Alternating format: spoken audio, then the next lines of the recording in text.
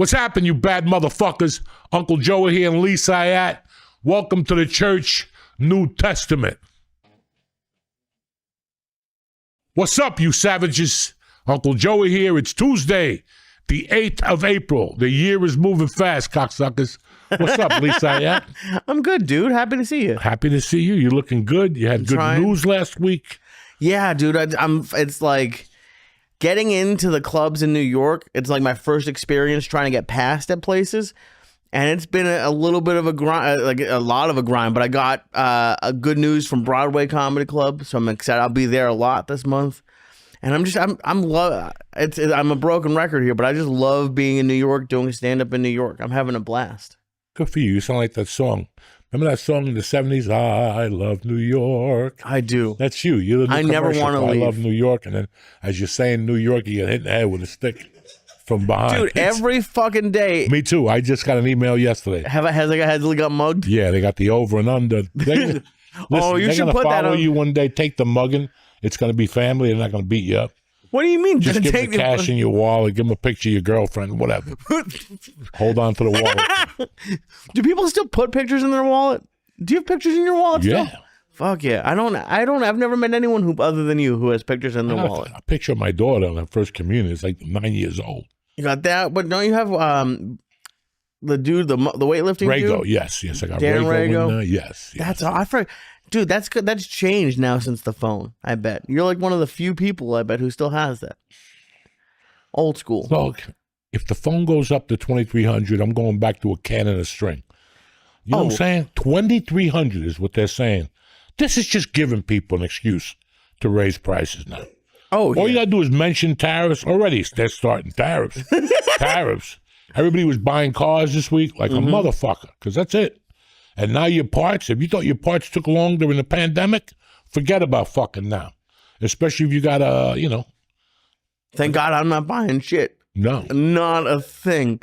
And it's the only time I've been happy to not have investments. I'm the only Jew without investments, and I'm thrilled about it. Everybody's like, I lost $2 million. Bitch, if I lost $2 million, I'd be burning down a town, all right?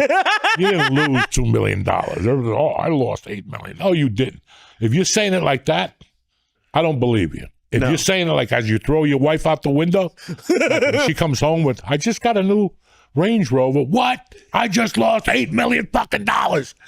That's what I want to see. Don't just tell me, I lost $3 million. Yeah, but you're right. The iPhones are going to be expensive as fuck now. Everything. They're already expensive, $1,400 a month. Dude, I have that Mint Mobile that sponsors us. I got so sick of, even before the tariffs, paying $100 a month for a cell phone. $100 a month, and Mint is $15 a month, and it's the same thing. Yeah, but you call people when you're in another country. You think it works that's great. The problem with that shit. You call somebody in there like in Bulgaria. Mint. God damn it. Oh my God, how are you doing? I didn't do shit. I'm feeling a lot better. You seem like you're feeling better. Yeah, I'm feeling a lot better. I started smoking again, not guerrilla style. Just because, listen, let me explain something to you. I don't like not having an appetite.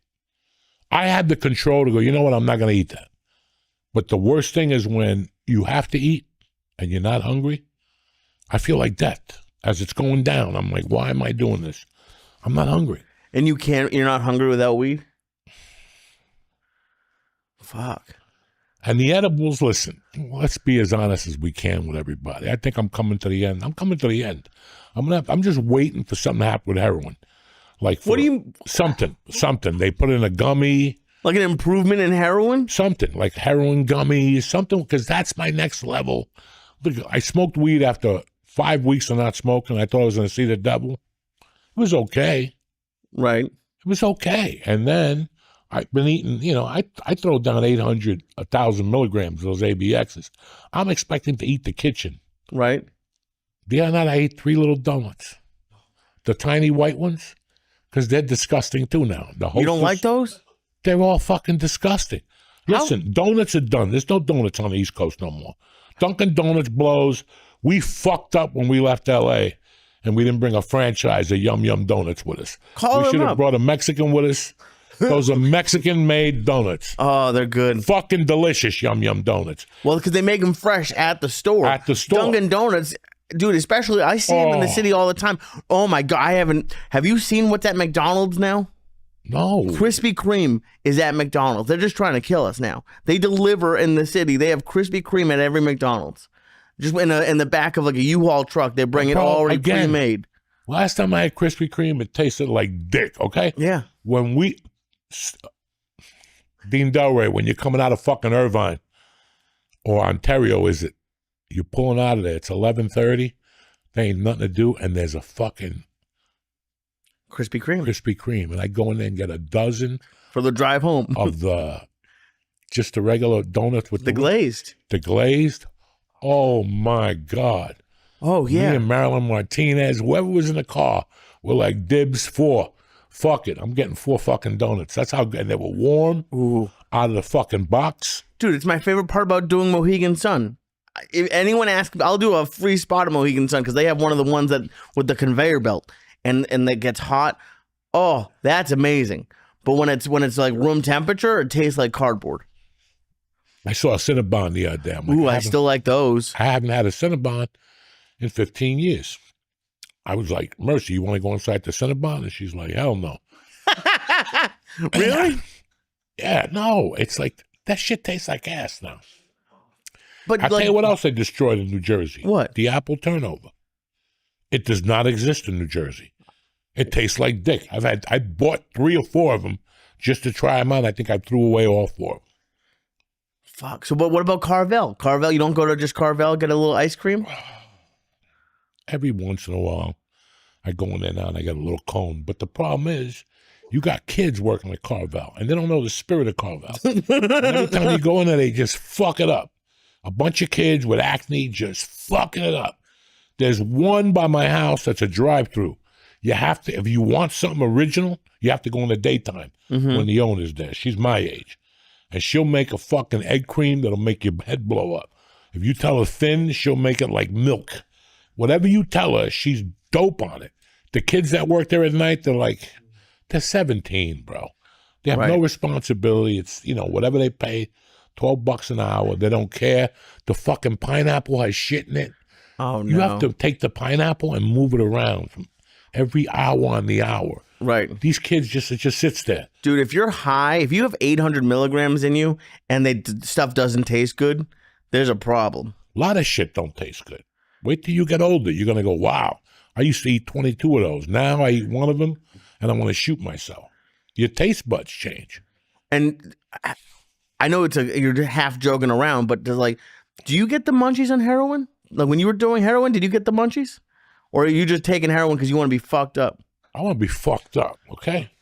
Nobody takes heroin and thinks about the munchies, Lee. Well, you said you want to be able to eat. That's why if you don't want to go on Ozempic, just do heroin. You'll never eat. You'll be asleep the whole time. You'll never eat. You'll sleep, get up, shoot, snort, whatever the fuck you want. But I'm just waiting for heroin gummies right now. That's it. I'm done with the THC. I moved to a different level. 50 years. I'm a doctor.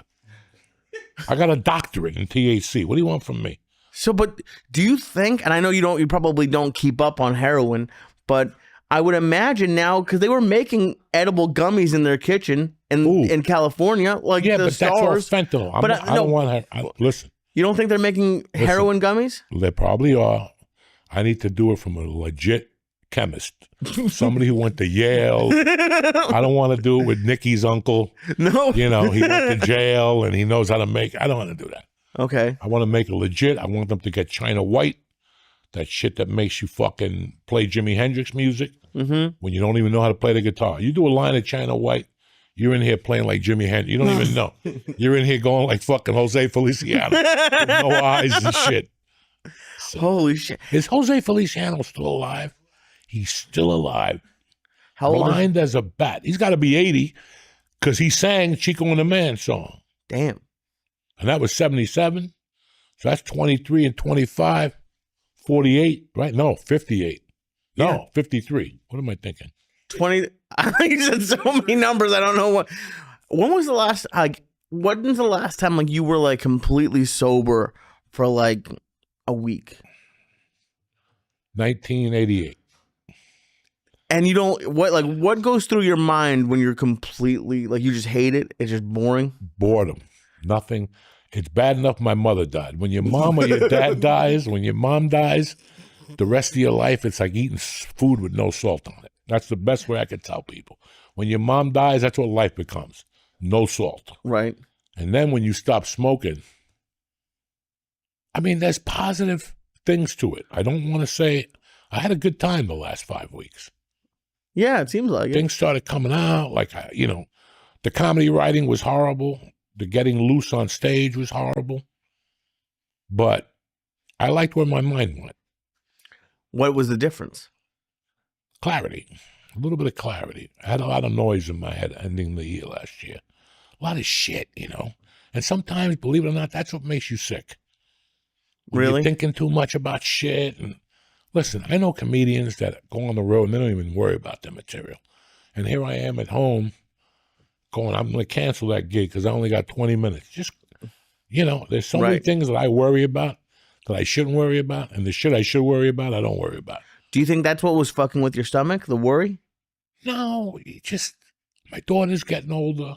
I'm getting older. Listen, I didn't have a midlife crisis. What I did was had a kid.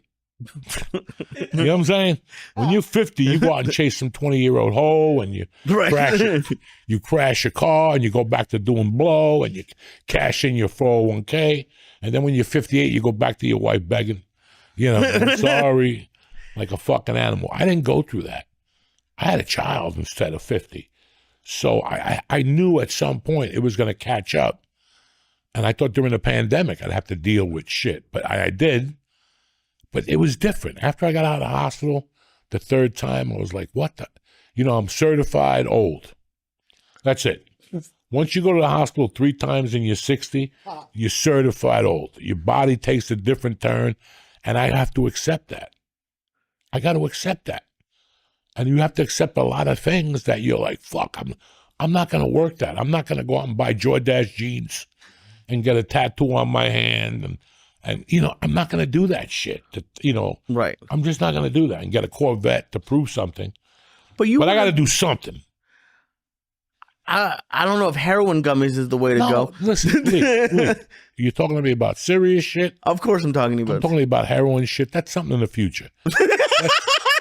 That's eventually going to be fucking made somewhere. So what do you like? Are you talking like you want to have like a midlife crisis sort of? No. But I was just thinking about the fucking big question with me the last 4 years was what the fuck happened over the last 30 years? What happened those 23 years in LA?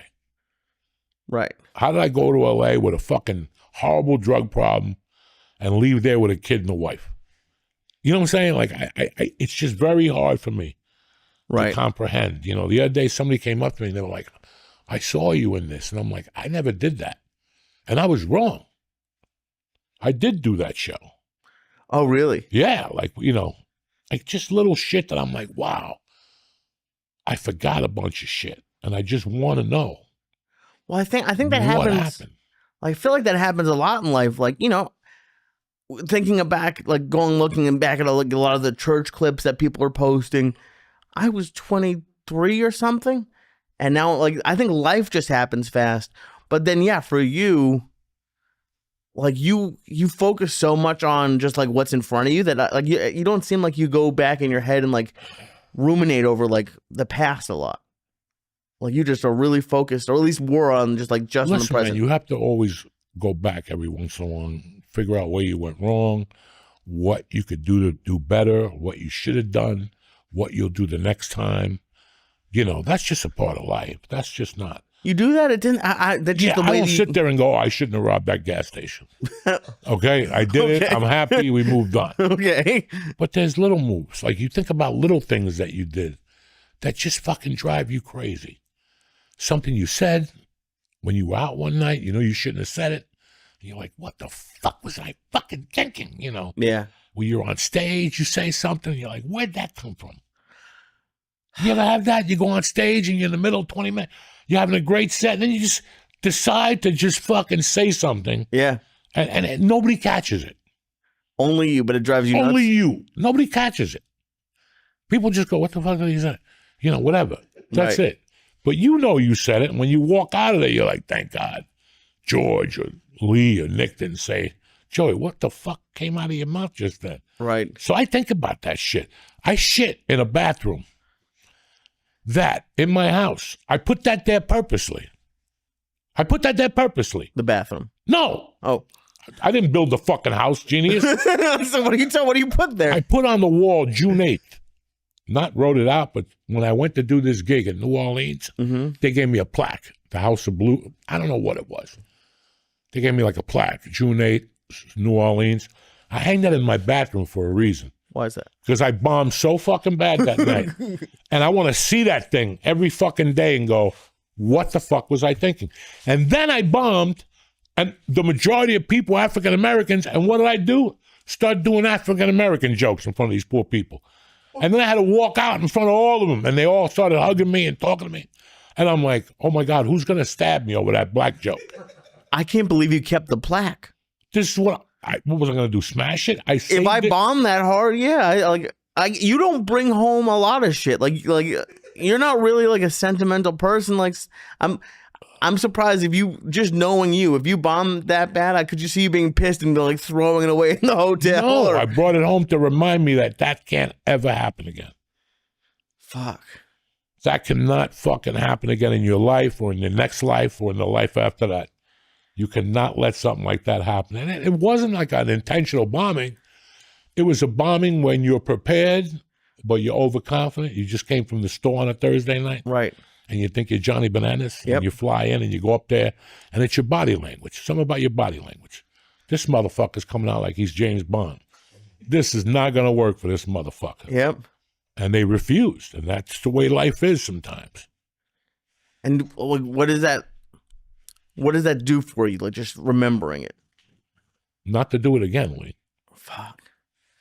And you and I both know I'm stupid because it's gonna happen again. Right. But in your mind, that sits there that it can't happen again. A bombing like that cannot happen again. Did you? Because at the beginning, did you like try to forget your bombs? Like forget they happened? And no, like, you go learn home have and to cry it remember? out. Dog, I've always gone home after my bombs and go, even when you have like 3 shows and you do 2 of them and the middle one bombs, you still go home and think about the middle one. Of course. You don't think about the 2 that people went off, you brought a girl up on stage, you took a tit out. They don't remember that. They remember that bomb. So you remember that bomb. And I would go home on coke. So I'd be sitting there, this is not going to happen again. I cannot bomb. I try to listen to the jokes. In those days, I would stop after the first show. I would tape my first show and go, this is worthless. I'm not doing this shit, It's amazing. But it's cool. It's cool to like use that as motivation and like to think about that you still do that and like it still gets to you. It has to. This is what I was saying before the podcast, that as a comedian, as a lawyer, whatever you're doing in life, you have to work yourself up. And then you work yourself up and you think I made it. But no, now it's a different type of work that you have to do. Now it's counterintelligence, it's this, it's that. It's just so many fucking things. And you're like, when does it end? When do I stop struggling? You don't. You don't. You don't. Jay-Z sits there with black people jumping up and down around him. They're smoking blunts all day. At the end of the day, eventually he's going to have to go back to work. And he has to cut 12 songs on it, whatever. And it's just, I don't even know what my point was. The edibles hitting me already. Do you think, me too, but do you think, as you were talking about that, I was thinking about like what you started this with and like how like the goal of the last little bit has been to like figure out what happened. And maybe when like things were going crazy in LA, you thought you could, but you really couldn't look back at everything. So in 4 years, you did 30, 20, whatever years of looking back. Well, just to keep that in line with you, there's a line in The Godfather that I think about every 2 days. And it's as fucking real as it is. And I wrote it in my notebooks. It's written in a lot of my motivational stuff. And this is a fucking horrible saying. It's misogynistic. But it's true. Women and children can make mistakes. Men cannot make mistakes. And we make them. But if that's in the back of your mind, a lot, and listen, it's in the back of my mind, I still make fucking mistakes. But think about that line. Women and kids can make mistakes. Men can't make mistakes. That'll fucking kill you forever. Why do you think men can't? Like, what do you think that meant? You know what that means? That when a man is a man, listen, when you're 19, you think you're a man, but you're a fucking moron. Okay? And guess what? When you're 25 and you think you're still a man, you're a fucking idiot. And then when you're 32, you think you're really a gangster, and you're still a fucking idiot. It's like there's a certain time, like when you're 44, that you see the field a lot better. That's what happened to me. Once I got to 40, I started seeing the field and where this fucking game was going and what we need to do to keep this fucking march alive. Okay, and that's it. That's it. Is how are we going to keep this drive alive? With the Giants, we're down 3 points. There's 3 minutes on the fucking clock, and we got to keep this drive alive. And now you're in your whatever 20th year in the league, and you've seen everything. Yeah. And before, when you're a rookie, you have no idea what's going on. No it does seem idea. like life's coming at you really fast when you're young. No idea. But along the way, we think we got it. And you really don't got it. You're trying the best you can to compose it, and you're chuckling and jiving. You know what I'm saying? And it's like what I said, you become a professional in your mind. You're an amateur until you become a professional, but it has to click in your coconut first before you could go on to the next thing. So we're done with the fucking Nirvana hour here? Absolutely. All right. What was I say? I was thinking about, I have never in all my fucking life, since I started this podcast, been hit up so much about this fucking captain of police in North Bergen who shit on his desk.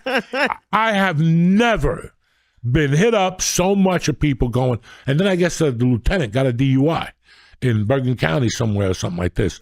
I have never in my life been hitting up from so many people, and it's like a combination goof, fucking like Joey. Like some people like Joey, what the fuck is happening in North Bergen? It seems like an Onion article. Like it seems like a joke. Like something out of the Onion.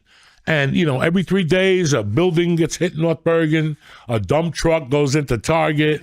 It's always something down here. Like, we've never had this bad luck in all our lives. If we did, it's because Carmine Balzano shot a guy 7 times in the back. It was good, worthy news. You know what I'm saying? Right. Not taking a shit on his fucking desk. And, people keep asking me, what the fuck is going on up there? And the simple thing I can say is this, man. I've been back here for 5 years. I drive around North Bergen. Parts of it look fucking beautiful. Other parts of it look like it's 1955. Where my mother has the house down there, had the house where I grew up, it looks like 1955. Today, I got a call from a friend of mine that lived on the edge of my block, Grace. And we were talking, and she goes, Coco, I went to visit a friend of ours, Lisa, who's also from that neighborhood. And she goes, I went on our block. What the fuck happened? I go, dog, they weren't ready for 2025. North Bergen just was not ready for 2025. They were not ready. Like right now, half of these New Yorkers are dying to move to Jersey, You move to North Bergen, it looks like a bomb hit it. Looks like a fucking bomb hit it. And aren't taxes really high? Really fucking high, and they're about to get higher. And the only way I can think about it is like, listen, man, first off, the mayor of North Bergen is like a mob boss, right? Like, I'm not saying he's a mob boss. I'm just saying this to you guys understand. He's hurt. He's down. He got shot.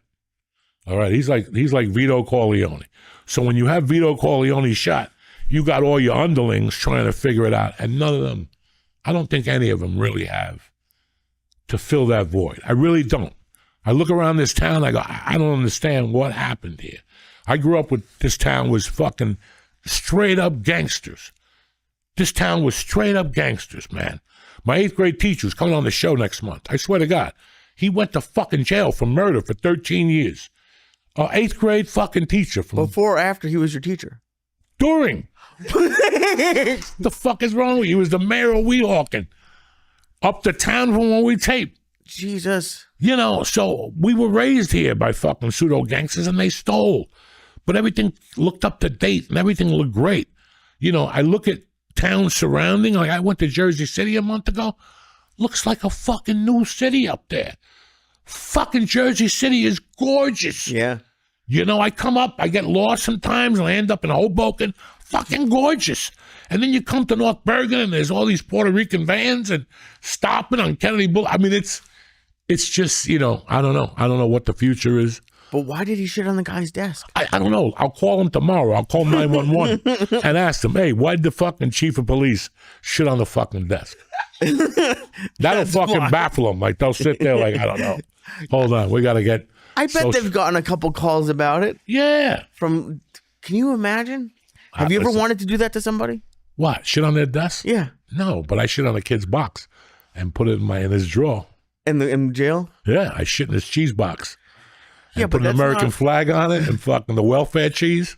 And I put it in his drawer, and he found it like 3 weeks later. It was a skeleton. We'll be back with Dean Delray, cocksuckers. What's up, beautiful people? This episode is brought to you by the best nicotine pouches you're ever going to try. Nicked, they're top tier. Nick pouches are made with natural coconut fiber, which means they're not going to tear your mouth up, and the experience is way better. With flavors like strawberry, watermelon ice, wintergreen, berry lemon ice. They even have an unflavored option that'll get you covered. Listen, I love Nick. I started it with the low batch because, you know, I can't be seeing the devil and jumping up and down. But you take one of these, look at this, coconut fiber. They even got a 0 milligram option that's launching soon. That means whether you're looking for a little extra punch or you're trying to reduce the habit altogether, there's something for you. Like I said, this is my favorite, this little berry lemonade. It is tremendous. So it's time to upgrade to nicotine pouches, just like I did. Right now, church listeners get 35% off when you order through our link at nickedpouches.com/church. That's nickedpouches.com/church. For the slower people, nykdpouches.com/church. nykdpouches.com/church. Use the code up to 3 times. That's how much Uncle Joey loves you. And don't wait. You get 35% off now on nykdpouches.com/church. And check out the church bundle with some of my favorite flavors. That's nykdpouches.com/church. CHURCH. Nick products are only for adults of legal age. Every order is age verified, so don't even think about it. Warning, the product contains nicotine, and nicotine is an addictive chemical. Enjoy Nicked. We're back, bitches. My main man, Dean Delray's in studio. It's been close to 4 or 5 fucking years since we did the original church with Dean Delray. I couldn't believe when you said that. You go, I've been out here in Jersey for 5 years. August 19th, it'll be 5 fucking years. Dude, it hit me like a fucking sledgehammer because I remember specifically exactly how it went down. I was living around the corner from you. I go, all right. I live Are you still living there? No, I moved. I had to get out of there because, you know, once COVID was over, I go, holy shit, I'm in the Burbank flight path. During COVID, no planes. Then all of a sudden, oh, that's right. COVID ends once in a while. And then after about 3 months, from 7:10 a.m. to 10 p.m., every 8 minutes. Dude, it was fucking insane.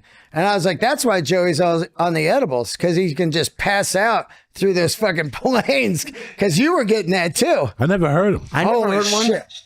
You missed where did you live? You lived in the valley? I lived right around the corner from him. Yeah. I didn't hear one plane. Me neither. Oh my God, dude. Well, also they said that some snafu went down where the rich people of Pasadena pulled some kind of shake and fake and had Burbank Airport switch the flight pattern. So they're suing them right now. And all of a sudden, they used to fly out and then go over Van Nuys, the industrial area, and then head out towards Pasadena. Now it's straight over Studio City and then take a right down all the way down Ventura Boulevard. It's crazy. All day long now. So anyway, I'm on the couch and you go, hey, are you home? And I go, yeah. You go, I'm coming by. I go, all right. So I'm out front, cocksucker. Come down. And you were just standing there, your Subaru. I'm out of here. I'm leaving tomorrow. I go, what? I mean, I was fucking floored. Floored, dude. Like the wind was taken out of me. And I go, what do you mean? You go, yeah, I'm done. Bought a place in Jersey. I'm out of here. And I still will never forget it because I was like, wait a minute. This is a guy I see every fucking day of my life. And now he's going to be gone. We went to tacos. Yeah, we went to tacos. We all went to tacos. 1986, which they're opening in New York. Ooh. Fucking crazy, right? Are they one of those guys coming out here or they're just going to? I hope so. It's two white guys. No, opening up. I think one of the guys will come out. Yeah, I need those motherfuckers out here to show these peasants. Got to get the flavor. Got to get the flavor, yeah. But that was it, man. And now here I'm sitting on the couch just now and you said 5 years. And I mean, we've hung. You flew in town one time, and then we did the Sony haul together. But other than that, man, text and calls. It's crazy how fast it went. I really can't believe it, actually. We could have gone to college. Yeah. We would have been graduating this May, Phi Beta Kappa. Yeah. With two fucking things, told the comedy world to suck our dicks. Wanted bigger and better things. Sleeping in our own beds. When that shit happens, I get so angry. Oh, man. I get so angry when I go, that was 5 years ago? Yeah. I could have joined the Army.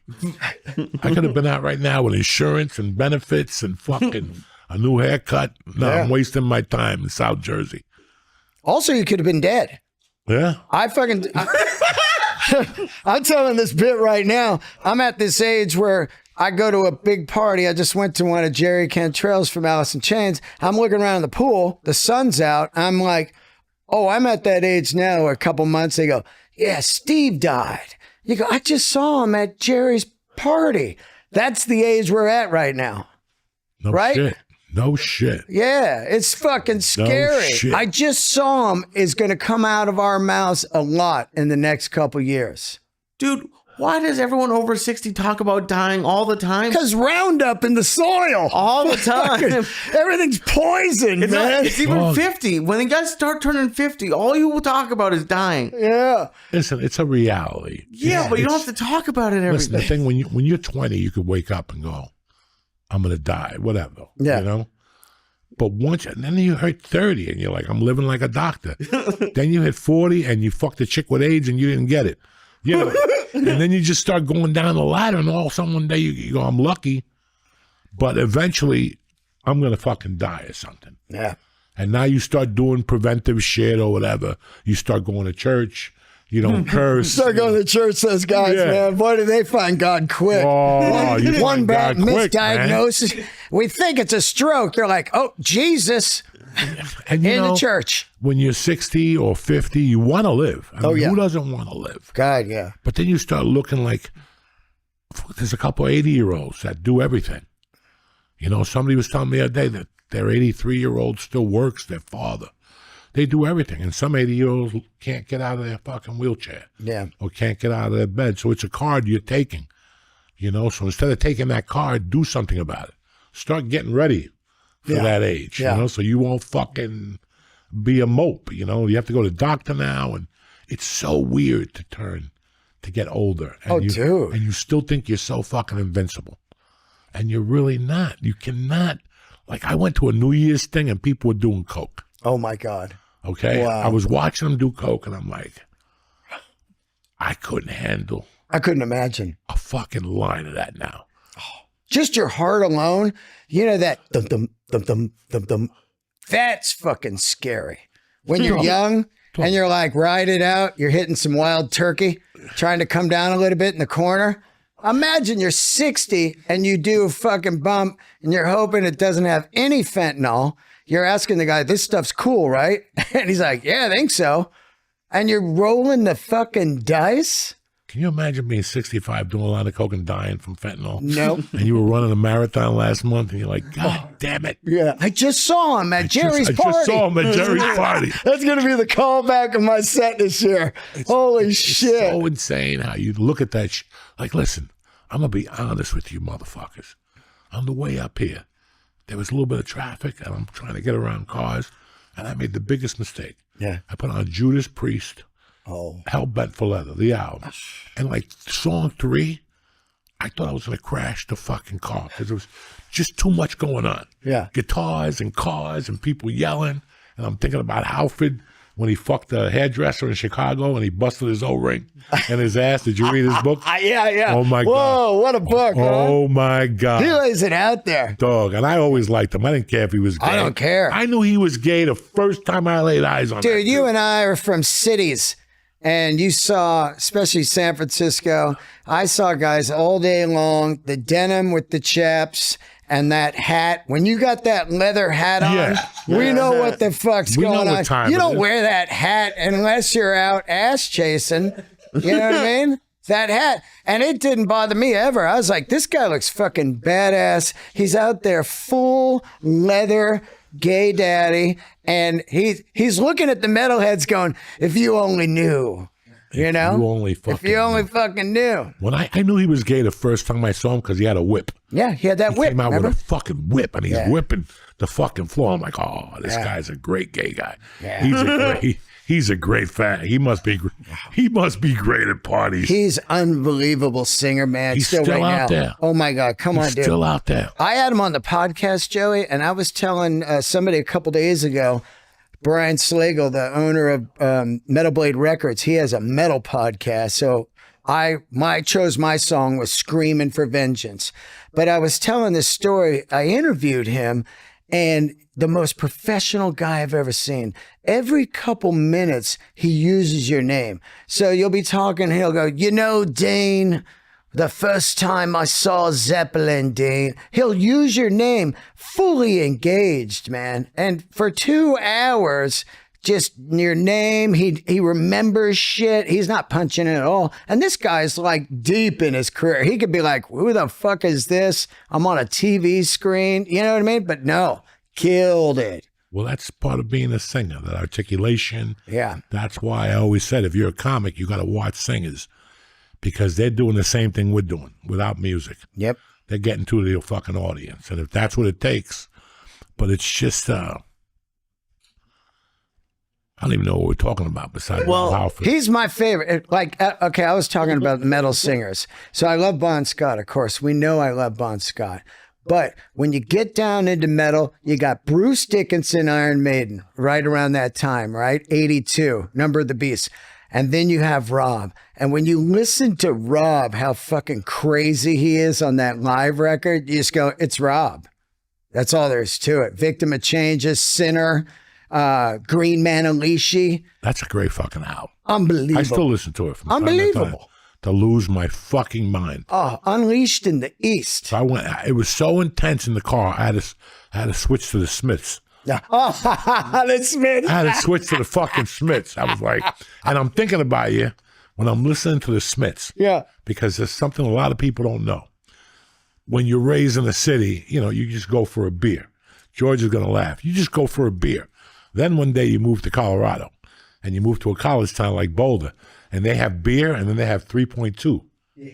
It's like a different alcohol level. You never heard of that? Oh, no, yeah, the it's higher lower. alcohol. Yeah. So lower. It's lower than beer. Oh, wow.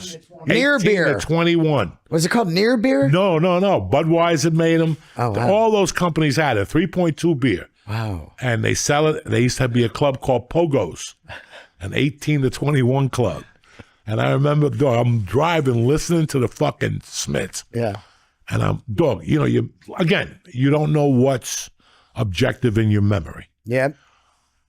The girl was from Cambridge, Mass. She worked at Abo's Pizza.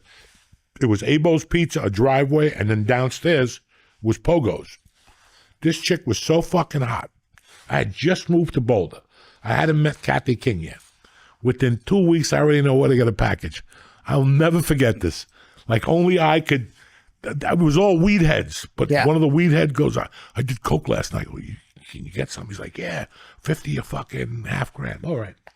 So I'll never forget, I went to the pizza place. She started talking to me, real cute girl from fucking Cambridge, Mass.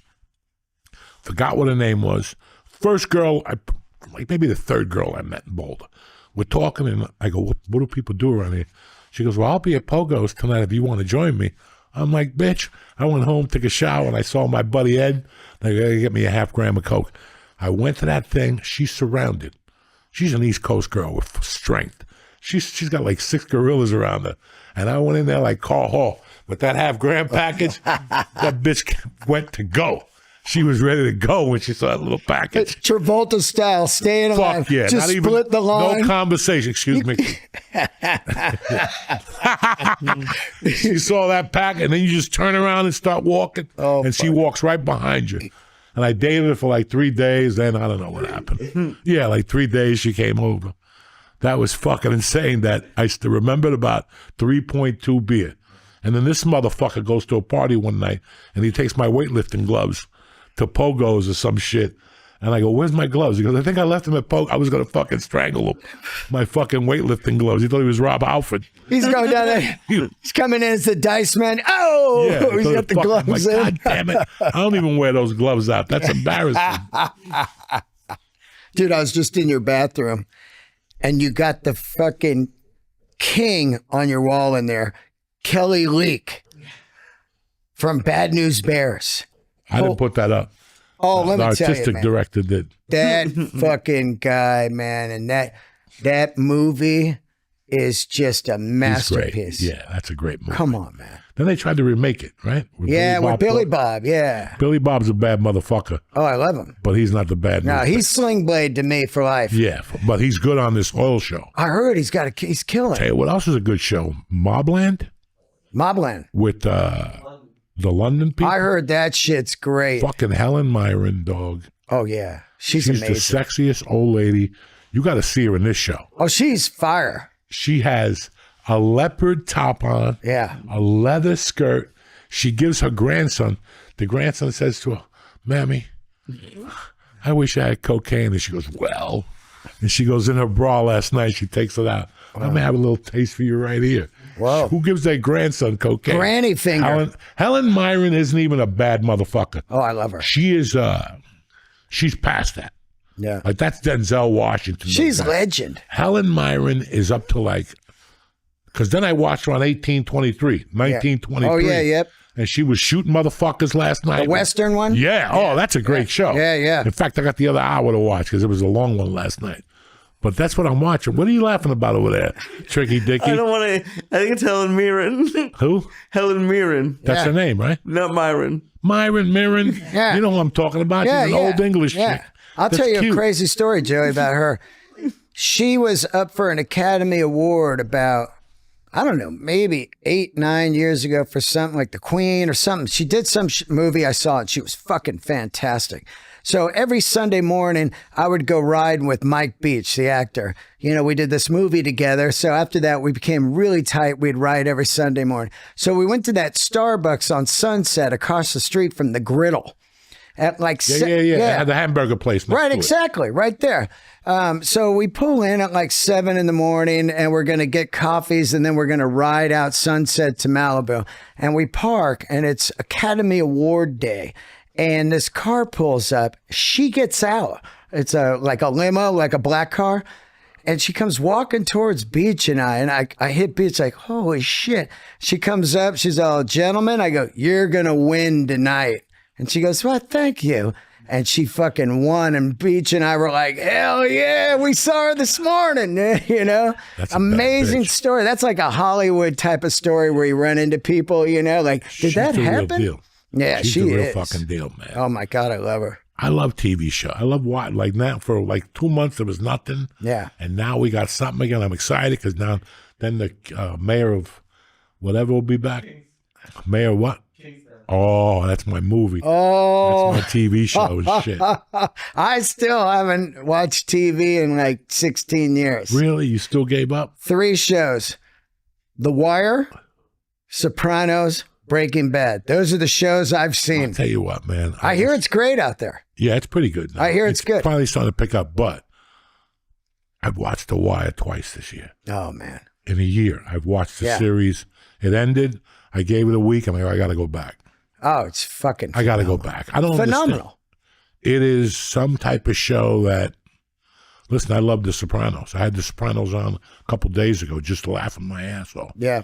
But that Wire, that fucking Michael B. Jordan, Yeah. as a young kid. He's a fucking kid on there. Yeah, he's dead now, right? He's what? Did he die? No. Which guy Black died? Panther died. Yeah, that's right. Black Fuck. Panther died. Wakanda forever. God, well, that's awful. That's awful because he was Awful. great too. I just watched him as Jackie Robinson. Yeah, that was a Oh, great movie. man. That's a great fucking movie. Awful, dude. That guy's gone, man. 37 or something, just a baby. Man, But fucking The Wire. The Wire is just come on. the cops on there, the English black cop. Yeah. He's also, I just saw him in something else.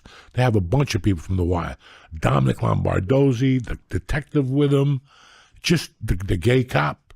The one Dude. that you see, the captain, the chief, you see him in a gay bar one episode. The crackhead lady. The crackhead, like Come the on. guy Bubbles. Unbelievable. This show, dude. I remember I went to a meeting. Is it on HBO or Netflix? HBO. So I go to a meeting. You know, you go to like HBO, right? I go to a meeting. I'm in there trying to pitch this fucking show back in the day. And when you're in the lobby, they're like, oh, if you want some DVDs, go ahead and take them. They got all the box sets there.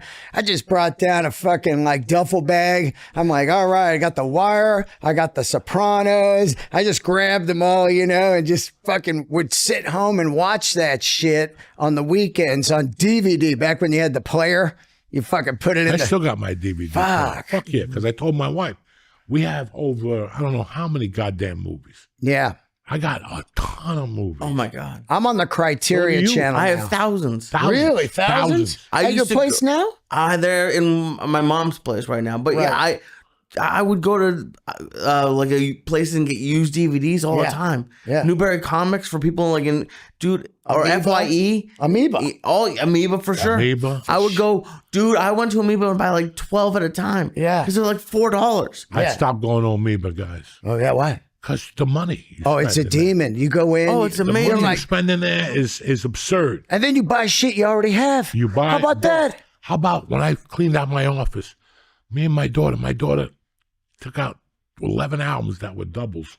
Fuck yeah. It's like, Dad, do you not forget I had so many good albums that Yeah. are still doubles? That happens to me all the time. I go in, ooh, Saxon, denim and leather. I don't think I have this. Something, yeah. Fuck yeah, I have this. I fucking obviously You know own what's this. crazy about Amoeba, though? Yeah.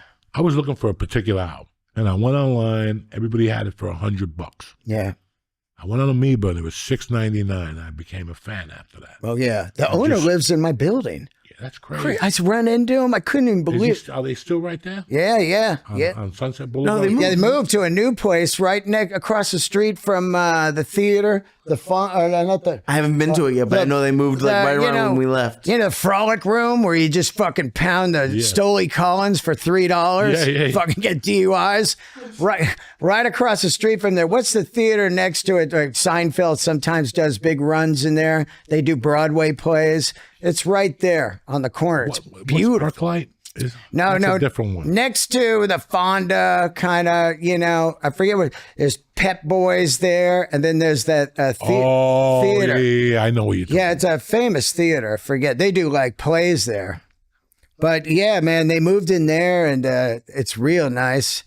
And the owner lives in my building. He's got the Berkeley one still. San Fran one's gone. Oh no, it might be still there. Yeah, it is still there. He told me. Yeah. You know, I was this weekend something happened that I would have been excited for Yeah. 25 years ago. Now I'm too old to be excited. I saw some of the tape on it. It is what it is. I'm so critical of myself that when I see somebody, I'm expecting the album. Yeah. But I don't know if you saw Rat got back together. Who did? Rat? Yeah. Oh yeah, Warren DiMartino. Yeah, DiMartini doing and him. the Yeah. thing back. And I watched some guy put it on Facebook, and then I went to YouTube to find more stuff. I didn't see Back for More, Right. but I saw Round and Round and something else. Yeah. I don't know. DiMartino could still play that fucking guitar. That guy's a smoker. He's a fucking animal. I didn't know they had Carlos. Yeah. They had 'Cause Carlos for a long I talked to Rudy time. today, but I was just, it's so weird how every summer I go, I'm going to go to a concert, I'm going to go see this, and I'm like, Yeah. fuck that. Once I look at the price tag, I'm like, fuck that. And I got to walk I got to get you in the Sphere. This is going to be your last concert. to see the Dead. You got to Yeah, I go. want to go see Have you that. been to the Sphere? Let me just tell you something right now. After you go to the Sphere, you will never go to another show. You're going to go to your local town, whatever fucking venue you got, and you're going to be like, oh, because this thing is like VR goggles on 1,000. Did you eat the mushrooms? Dude, I'm doing a bit right now where I'd say, I got there with the mushrooms. I get in my seat. The band goes on. The screens come on. And I go, oh, fuck no. And I put those things away because I know what's coming. It is so radical of a venue. These visuals, I don't care. You got to be a seasoned tripper to be able to handle what's going on with these visuals. I've never seen, first of all, this venue is only like 6 months, a year old, which means they've been working on this for the last 5 years. I don't know where the fuck this stuff came from, but they went from way back here, the 2 screens, to you're living in the venue. It's like, what the fuck? At one point, I'm watching Dead & Co., and, you know, they've got the San Francisco Bridge and shit, and you're like, whoa, this is crazy. And a satellite flies over your shoulder. And you just go like, whoa, fuck. I mean, dude, goosebumps, scary, amazing. One of the greatest things I've ever seen in my life. Who else did you see perform there? What's that? Who else did you watch perform there? I saw U2 on the Octung Baby record. Unbelievable. So I've gone 3 times now. 2 Dead, once U2. And man, each time I go, this is fucking unreal. And the Dead just got a residency there. Yet they do like 16 shows or, 6 weeks or whatever, 3 a weekend. And I'm telling you, you don't even know the band's on. They are the music to this psychedelic ride. Some of the greatest visuals you will ever fucking see in your life. At one point, they got a giant fucking bear and it's walking and it turns into 100 pieces of acid, the sheet acid, and it's floating across the screen. And then the sheet acid just blows up and the bears are coming at you. And you're just going like, what the fuck? I can't even tell you, Joey. I couldn't exaggerate how radical this fucking venue is. After that bear turning into acid. You have to go. I'm going. Yeah, I'm going to go. I mean, just a flight in, I'll get us in. You sit in a great fucking seat. The place is not giant, and it is insane. What's the seat in there? It holds a lot, but feels small. It holds like 16,000, but it feels small because it's a ball and it's just a wall. It goes straight up the seats like this. And then there's a floor, but I sit in the seats. And you just get this whole fucking thing, man, that I can't even describe it. Does it matter where you sit? It doesn't matter where you sit, as long as you're not on the deck 101 back, because then there's a hangover that you can't see the visuals. Other than that, though, every seat in the house, and then it has something like, 10,000 speakers. There's speakers in your seat, everything. It sounds like a record, man. The sound is the greatest sound I've ever heard, and I'm telling you, I only go to the Sphere now. It's a lot of people performing there now. A lot of bands? Yeah. They got the Eagles. They got U2. They have Dead & Co. But I think it's Backstreet Boys or whatever just announced they're doing like a run there, which would be wild. But what I'm waiting for is like Tool. I think Tool in there would be fucking insane. And then we got to get Gilmore or Roger Waters, one of the two in there. And if we could give them $1 billion and do one last run, hate each other, but stay on the sides, the greatest of all time will be Pink Floyd in there. Of all time. There will be nothing that will come close to it. Yeah, because they did all that shit. They did that shit 40 years ago. They did that shit when they were making it. They're in the back making, flying pigs and planes flying over. There was no screens. They were making that shit in the backyard. Dog, that was... Fuck.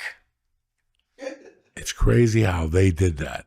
They did that. They did that with The Wall because that first song has a plane flying. It crashes right into it. Right into the fucking thing. And I was like... And I did... some heavy duty acid for that one. I was 16. I was mentally deranged. I was a mental midget, and I was fucked up. Where'd you see that one at? Nassau Coliseum. Yeah, that's right. Because they only did First like 14 night. and 14 shows. Yeah. First night, and I was fucking. I left there going, what the fuck was that? Creatively, when you go somewhere and see something that you go, how did they even think of that? Yeah. That's how the Sphere is. When you see it, you go, who the fuck give them all the awards, the visual awards, the sound awards, the venue award. This is how insane it is too. I don't even fuck with bad food. They have pizza in there from some place called Pizza Rock in Vegas. So I go, fuck it. Let's get a piece of pizza. We're at a concert. I eat this pizza. I'm blown away. I'm like, what is this? Even the pizza is fucking good. Everything. How far from like it's on the... It's right behind, it's kind of connected to the Venetian and the Wynn. Right there. You can stay at either hotel and you just walk in. Easy. You'll love it. No bullshit. You walk in, you sit in your seat. It's perfect climate temperature. And you know, the whole thing is a screen. The entire fucking place. So when at one point I'm watching U2 and they're dismantling Vegas. Whoever does these videos, man, it's insane. They start taking Vegas apart over a song, and by the end of the song, it's just Vegas desert and that old Tropicana sitting there. And you feel like you're outside. You're like, I can't imagine doing ass in there. Oh, that's what I'm saying. Because you're sitting in there going, fuck, Vegas is falling the fuck apart. Oh, yeah, you feel like you're seeing it. You're going, oh my God, we got to get out of here. Oh, man, I can't wait till you see it. So here's what you got to do. You book a gig in Vegas so you're not just out there. Right. No, I don't just go nowhere. Yeah. You got to pick up an envelope. Fuck that shit. You pick up the envelope, and then the next night we see that, man, and it's a glorious on weekend. A Sunday night or something. Yeah, Saturday or Sunday. Or even Sunday. flying Friday, do the mushrooms Friday. 100%. Go Friday night and then do the show on Sunday. I would actually Saturday. take mushrooms with you there because I've been there now 3 times, so I've got my bearings. But, you know, first couple of times I go, I don't want to fuck around in here. This is crazy, you know? Oh, man, I'm telling you, Joey, it was fucking epic. And John Mayer just destroying. Destroying. He's so fucking good. It's fucking nuts. Guy is unbelievable. He's and fueled by pussy. Yeah. That motherfucker has fucked everybody in Hollywood. Everybody. He has destroyed every snatch with that guitar. He just walks in like one of those Latin Mexican guys playing the guitar with a cape on. Yeah. You know, he's Zorro. Didn't he fuck this chick, right? She wrote a song about him, the skinny chick that's dating the football player. Yeah, he fucked her too. Right? Oh, fuck. Yeah, he banged her in the head with the guitar. He just said, here, take these songs, bitch. He fucked her in the head with the guitar. The guy can play. The guy can sing. Holy shit. So you're doing something that I'm very proud of you to do. I know you've been working on it for a while.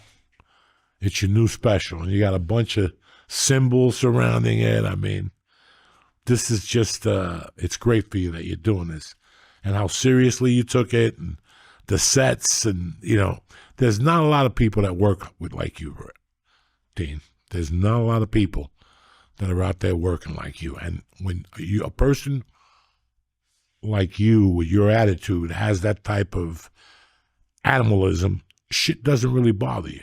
No. Because you're not focused. It's like what you said, the guy promised you on the Apple show, and then you don't hear nothing the next day. Yeah. But you're so used to your stuff that's what happens. The only time you get uncomfortable shit like that was you're not doing the work. Right. And that's what people don't realize. I know who's bullshitting me when like I can't get stuff going because you're not putting in the work. Right. Don't tell me that you're not getting this. It's like me with stand-up. I'm having a hard time, but I can't put the work in. It's so much fucking work. Oh, my God. You know, it's so many notebooks, and I sit there for hours in the morning, and I just write stories and shit like that. I got to do Ari's storytelling show. I'm in no danger. Oh, my God. I don't even have a story for it. Yeah. Yeah.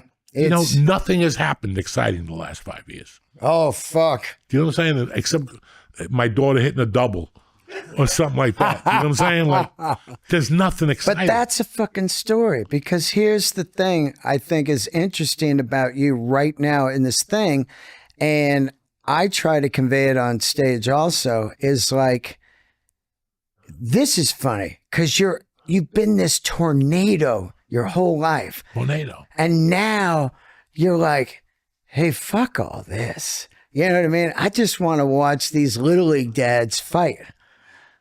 And I'll just have an edible and laugh at it. And then I want to go home to my house. That's what I do. And that is a fucking interesting thing to hear from somebody that achieved such high status in comedy, from the fucking ashes all the way up to, you know, you and I, you're sold out the Chicago theater.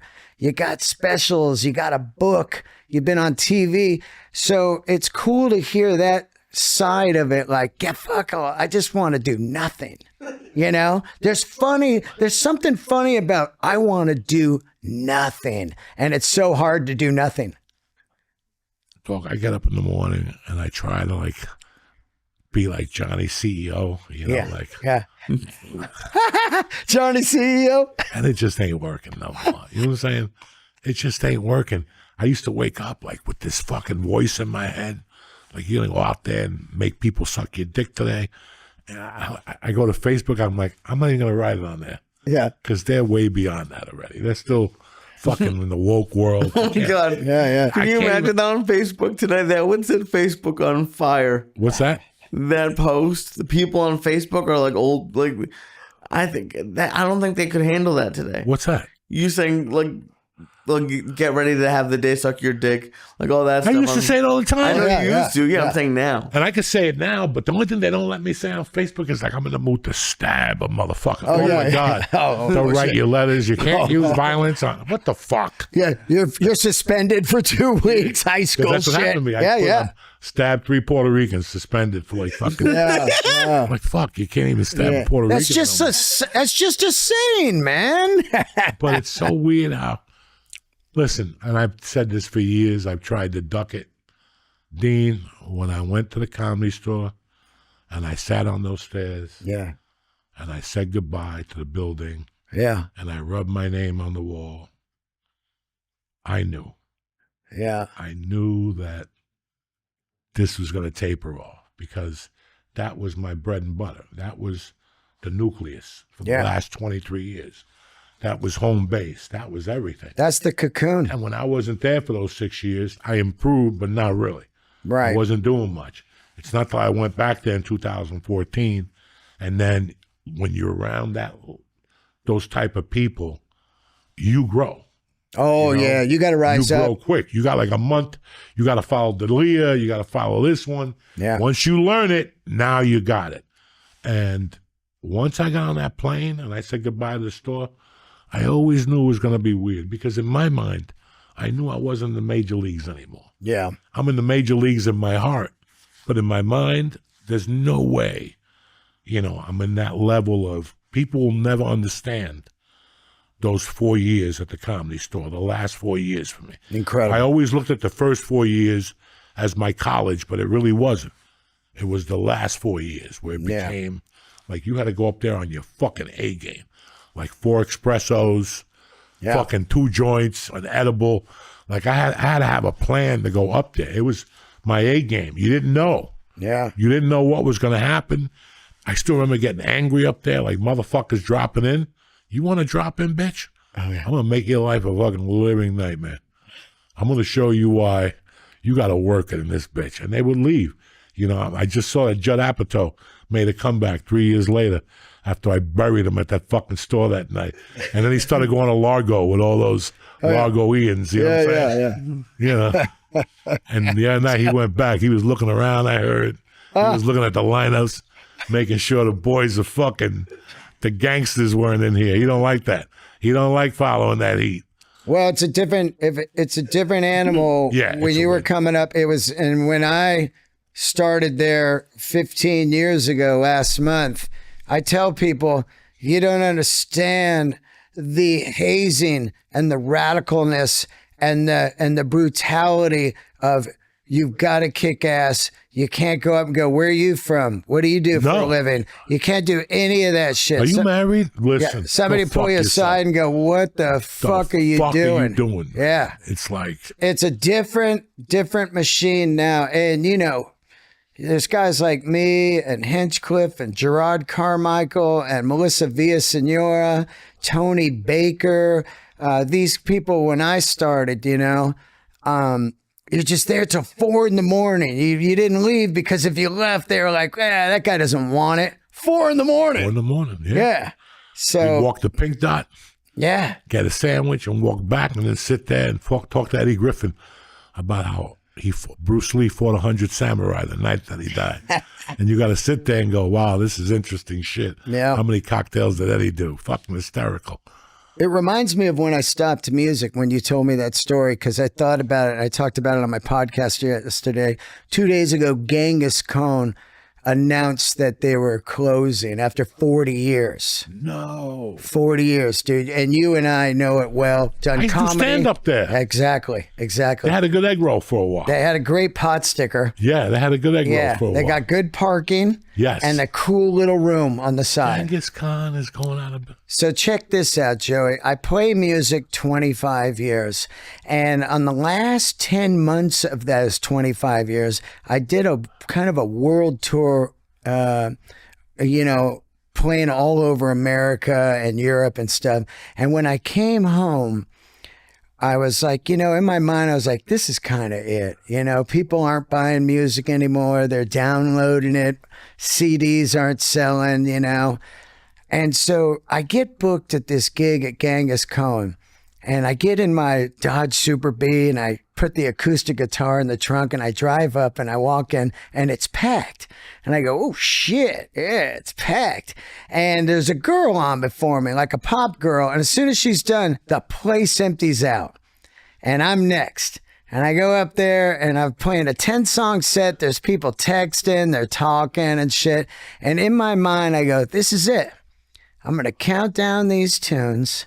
And when I'm done, I will not play music ever again.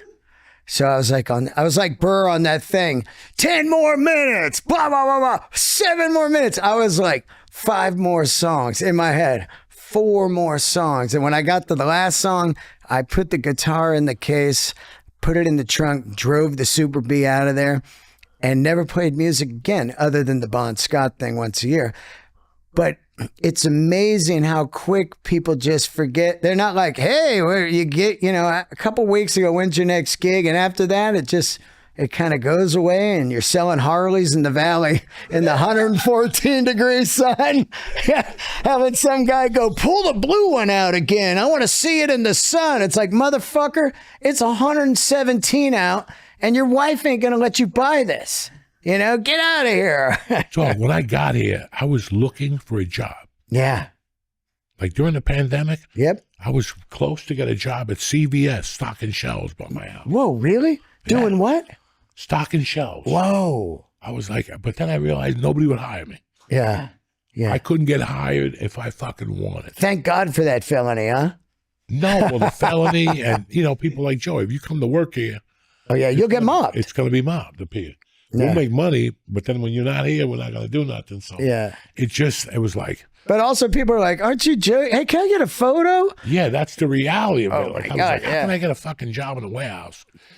People are going to fucking torture me and shit. This is how fucking crazy I am. Yeah. Well, why were you getting a job? I just wanted to try the normal life, man. Yeah. I tried it.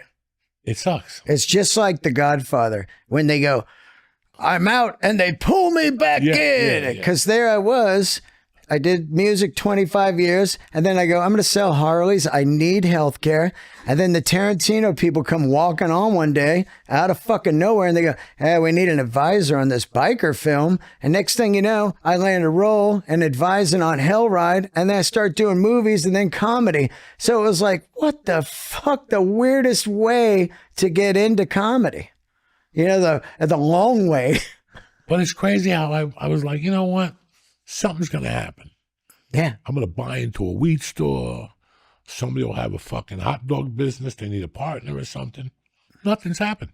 Yeah. So I'm stuck doing stand-up. And it's just fucking fine. Yeah. I can't be on planes every weekend anymore. That's one thing that the tours, that's done. It's worse than ever, the planes. The planes are worse than ever. I don't have the patience no more. No. I just don't have the patience. The animals in there, man. If I get there and they go, the plane's delayed, I fucking snap like a twig. And then the walking and the switching and they lose your luggage. And you're like, you know what, man? And every once in a while, you do get a great flight. Yeah. You do get a great flight, but for No the air majority traffic now- controller guys anymore. You're like, hey, are we cool to come in right now? You know, a wheel falls Yeah, off. there was something wrong the other night. They were diverting people out of Newark. There was a fire at Newark the other night. Fucking You crazy. could see the flames from the fucking highway or some shit. Every time you get on a plane now you have to take that insurance. Yeah. So Oh, yeah. and your family gets nothing. They get like $5,000. Well, I thought if I died in a plane ride, I get a couple million. Oh, yeah. You get 250,000 or 175,000, a percentage of what you're going to make for the rest of your life. Oh. That's the big. Look at these people in Minneapolis. The plane that flipped over. They told me the 30 G's to go fuck yourself. Go fuck myself. I'm calling fucking the judge that's getting that poor bastard out of Nicaragua that Trump sent down there by mistake. You see that poor bastard? Oh, yeah. They got him in a prison. I didn't do nothing. You had to do something. Oh. Somewhere along the line, you ran a package for the Nicaraguans.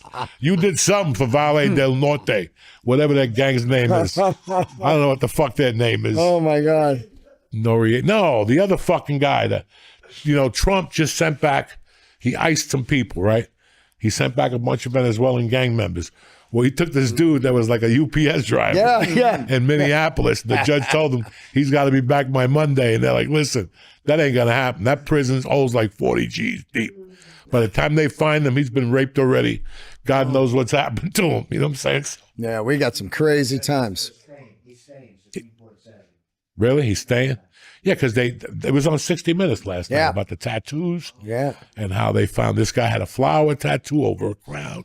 And he was like my favorite soccer player. And they're like, knock it off. You're a fucking gang member, cocksucker. How long did it take you to work on this special, Dean? Well, I was, the first half of the material, I was kind of working up to do Conan for my second time. And then COVID hit. So it was a chunk about my back. And I was just going to go like an Al Magical style, which I really like his style, where you pick a topic and that's the thread of the 5 minutes. And from there, Burr started touring. We did a Texas tour right around COVID, and COVID was ending. And then from then on, I went on a 2-year arena tour with him. And I started working this stuff. And about the last 4 months of the tour, I was like, two things scared me. I had this weird acid reflux called silent reflux, where I didn't know I have it. It's not like the reflex where you go, God damn, heartburn. It's silent. My voice started fucking like going away because the acid flies up on your vocal cords and it just trashes it. So I went to the doctor and I was like worried, like I have no special in 15 years. If I died right now, it would be like I didn't do comedy. Like, yeah, I heard he did comedy, but I never fucking saw it. So immediately I was like, I got to get a special going. And I really felt ready. And I remember Dave Attell telling me, he's like, don't rush it, because once it's out there, if it's a piece of shit, it's just out there forever. So I really fucking dug into it. I was ready. And at the right time, I ended up interviewing this guy named Todd Mayo. And he owned this cave in Tennessee where they do bluegrass concerts. He has an Emmy award-winning TV show called The Cavern Sessions on PBS. It's like the other show, Austin City Limits, but it's bluegrass. He found this cave. He was just down in the dumps in his life and went cave fucking hiking, found it, went, I wonder if we could do a concert in here. He does Chris Stapleton, his first show. 12 years later, I'm interviewing him because he wrote a book called The Caveman Chronicles. Mid-interview, I go, I got to shoot my special in there. He goes, man, we've always wanted to do comedy. Let's do it. And a month later, Bill Burr, myself, and Marcus Price, who directed it, flew out there, took a full gamble. No one's ever done comedy in there. We don't know what it sounds like. We don't know what it's going to be. And it's an hour and a half outside of Nashville, which at the time, if I knew that, I would have been nervous too, because it's in the fucking no man's land. And these fans got to come out there. But they came out, 2 shows sold out. We shot the special. Marcus killed it. Bill produced it, financed it. It's self-financed. and it looks fucking insane. And it's the best thing I've ever done in my life. I absolutely love it. I don't care if it's one of those ones you could trash it with your comments and I'd be like, yeah, it's not for you. It's just, I love it, you know? So yeah, we got it. We shopped it. I was like, here we go. We're going to shop it. And they're going to be like, what the fuck? The $1 million special. No one called us back. No, Netflix, we couldn't even get them to look at a 1-minute clip. And this thing's phenomenal. Like if I was Ted or whoever the head guy is over there, and somebody said, you might want to look at this, I'd go, I don't care what it is, just buy that because they're going to click on it with just the look of it. The look of it, yeah. Just the look of it. Everybody that sees it, they go, what the fuck? And, you know, nobody's really done a special that looks like this. We're in a cave underground. It looks like fucking Mars. It's insane. And at one point, a bat flew over. And I was like, oh shit, a fucking bat. You know, like in the cave. It's a real cave. It's not a Hollywood fucking lot. People are in there and there's one door in, one door out. Anything goes down, you're fucking done. And then we had all these cabins there and yurks and tents, and people flew out and camped out there, partied for the weekend and came into the show. It was goddamn magic, man. And now it comes out on Patreon when? It's on Patreon right now for 10 days. And I put it on there really for my Patreoners that really helped me through COVID, man. Without the Patreon, I would have been fucking on the streets. I gave it to them last night. We watched it together. And now you can buy it on my Patreon for $10. You know, it's self-financed. So anything helps. And then I drop it the day we hit Austin, April 17th, the Paramount Theater. I'm dropping it on YouTube for everybody for free. And all I ask is just to share it or fucking just watch it, man. You know, it's pretty fucking insane, the look of it. And I love the jokes. The thread is great. I was ready. I was definitely ready. You know, for you, man. Goddamn, I put you on the front.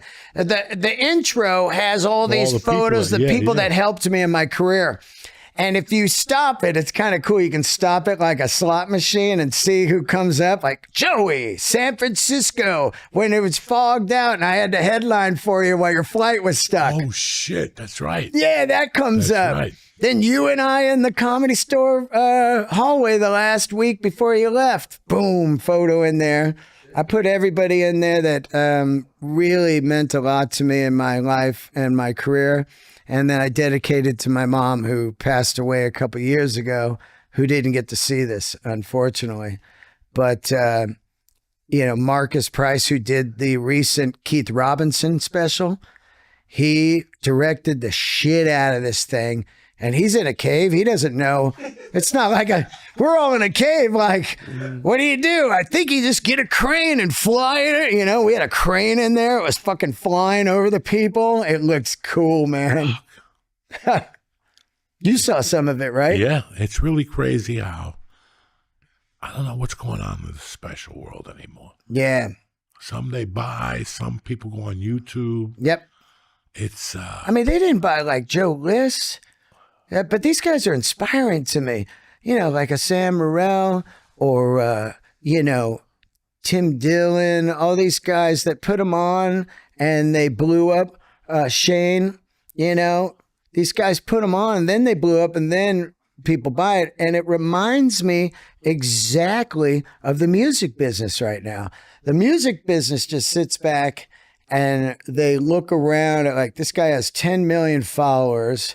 And these 3 songs are 1 billion streams. Give them a deal. So now it's almost like they're kind of laying back and they're waiting. And if something blows up, then they come at you. And then that's when you grab all the money. You know, because you go, well, I already made this. So you got to, you know, come with something. Because I already got it going on right now. Now, I am not delusional. And I tell people this a million times because people just go like, yeah, you just put your special up, man. You get like 3 million views and you're selling out theaters. That's if you're like, say like on Rogan Weekly and you're getting people sharing it and you're getting the viral thing. This thing could easily just do 5,000 views. But in my heart, I'm fine with that because I made a special that I fucking love. And that's all I cared about. I love this thing. That's it, man. You either get clicks or you don't. It's not going to make you stop, you know? It's not going to at least people get to see you. That's the number one thing about a special. It's a shame that HBO doesn't really put a lot of specials on anymore. Right. And if they do, it's somebody older. Yep. Now, it's just, everything has changed so much, but it's also changed that we have the power. It's great. We control our own destiny. Yeah. If you want to put a half-hour special up, put a half-hour special up. Yeah. Yeah. YouTube. And then there's this new Venmo TV coming out that I've been reading heavy duty on. I think it's just going to get better and better for self-made people. So Venmo, what they want to do is you have your platform. They do Venmo TV. There's no algorithm. So you're not battling like, oh, nobody saw mine because I wasn't in the algorithm. It's just straight up your own TV channel. You have it hooked up to your Venmo and people just tip you or whatever. And everybody with Venmo can just watch this shit. They're going to have like a TV channel, dude. It's going to be crazy. I think that it could take off because, like a PayPal did a PayPal TV. Everybody has PayPal. So you're on PayPal and you go, oh, fuck, look at this, a special. I'm going to watch that. It's kind of a wild world, that we're about to probably venture into. But they also, I've seen a lot of comics like get their old specials bought, right? Like later on. So like maybe they don't buy this one, but the next time they'll buy both. Right, when they blow up like Shane Gillis or something. Yeah. They license it, and then you really got it because you still own it. Right. And then you can do whatever you want. Constantly chop it up, put it out, make clips, sell it to a different market, put it on the hotels, the airplanes, anything, When do you think you were ready? Like, because you said you're at 15, like, do you think you were ready at 10 to do a special? Or like, when do you think you were ready? To do another special? No, when did you, to do this one? Oh, no, about a year ago, I was like, I'm ready. I had done this material in an arena all around America, opening for Bill. And that's a tough gig when you're opening for one of the biggest comics in America, hands down. And he's a slayer. And you're coming out stone cold, no host. And you're doing 20 in an arena. And people are just looking at you like, where's Bill? And now you got to get it going. It is the fucking truth. Yeah. 18,000. Garden. You just did the Garden. It's so fucking electric when you walk on. Yeah. Dude, I got goosebumps right now. You walk on, you're like, I'm fucking right where, some of the greatest shit of all time happened. You saw concerts there, Like fucking Zeppelin played here 5 nights or whatever. And you're in that dressing room. You see all the photos and you're like, all right, I got to fucking get this. It is. So you really figure it out right away. Is this material working? And once you see it's working, you're like, it's time to shoot this and move on. Did it change at all going from like doing it in an arena to doing it in a club? No, it's just like in the arena, like somebody told me when I first started doing arenas, they go, the tip is go slow. Go slow. That's it. And I was up there after a while. I was almost kind of cocky after a while because I was like, oh, another one of these. Because once you're inside, they're all kind of the same. It's driving up to it. You're like, fuck, we're in an arena. But once you're in it, you're like, oh, yeah, where are we? If you go up there and do my style, it's the nightmare. Oh, yeah. Because all you hear is a person yelling into the microphone. Right. Because I'll go on a rant. Right. And those rants don't work that well in an arena.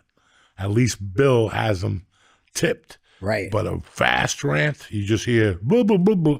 It's like fucking listening to, Yeah, you got the echo. So you have to do the joke, let it magnify, and come back. Yeah. And hold your face and do it again. And it's hard to learn But that's why you do the theaters. That's why there's an evolution. You know, nobody goes from, well, I did. I went from fucking 18,000 seats to 60 last Wednesday. Yeah. And I died a slow death. Like I just died. Everything that came out of my mouth was horrible that night. But I'm like, I couldn't make, like I just came from the garden. Yeah. And here I am in a back room at a fucking sandwich place, you know. Dude, the same thing happened to me. I did the garden, and the next morning I did the cellar brunch show and ate the biggest dick Biggest of bag all of dicks. time. And that's Of all okay. time. You just came out of this fucking garden. Dude. You're good. You're good for a month. Yeah. If you bomb within that month, it don't matter. Because when you walk off, you bombed tonight. You really, bitch, I just did the garden. Yeah. You better check yourself, motherfucker. Yeah. You know what I'm saying? I meant to bomb. Yeah, 99 problems and a bitch ain't one. Was that your first time doing the garden? Second, Whoa, who'd you do it with, Rogan? Tony Hinchcliffe. Oh, Tony. And, Killed Tony. It was a oh, minute that's and a right. half. Oh, that's Yeah. out today, man, everybody. It's on Netflix today. The New York one? Just came out. No, not that new. It's a new episode. Oh, Kill Tony? Yeah. Oh, I thought it was the garden thing that they put No, out. they just recorded it. Yeah. Oh, Came wow. out last night, 2 nights ago, I guess. Oh, wow. Oh, yeah, the one with Shane and all those guys. Yeah, I think Rogan's on it. Yeah. yeah, I Oh, saw wow. them. Yeah, it's out today. Yeah, that's amazing, huh? Fucking Wild. crazy. Kill Tony, the belly room, and now they're on fucking Netflix. Dude, I look at a lot of people from the store and I look at the success they've had, and all of them crazy hard workers. There's not one person that blew in there and you're like, that fucking guy was like here 2 weeks and he did arena. No, man. It's like grind, grind, grind. I had a situation a couple weeks ago. These guys know about it. A friend of mine wanted me to put her podcast up. And it was a really weird conversation. And I did it for her because I have history with her and she's a wackadoo. And 2 hours later, she goes, I want you to take it down, you know? And then I heard from her like that night, like at 10 o'clock. And she was saying that she really wants to do a podcast, but she thought about it and she just destroyed herself. Like, you know, when you're talking to somebody, I've seen people do this all the time. Like, you know, I wanted to be this, but they just put all the negatives in it. Yeah. You know, and I said, okay, whatever you want to do. You know, it's up to your choice. I really don't give a fuck what she does. But I thought about it for 2 days, how people don't see themselves growing. But I thought about how when I did comedy all those years, I thought I was just going to die a bum. Okay? I was just doing comedy instead of doing criminal activities, whatever. My point is, but then you're running in this circle. You're in a circle, and everybody in that circle is poor. You're all struggling. This guy's got 2 roommates. This guy's mother sends him money.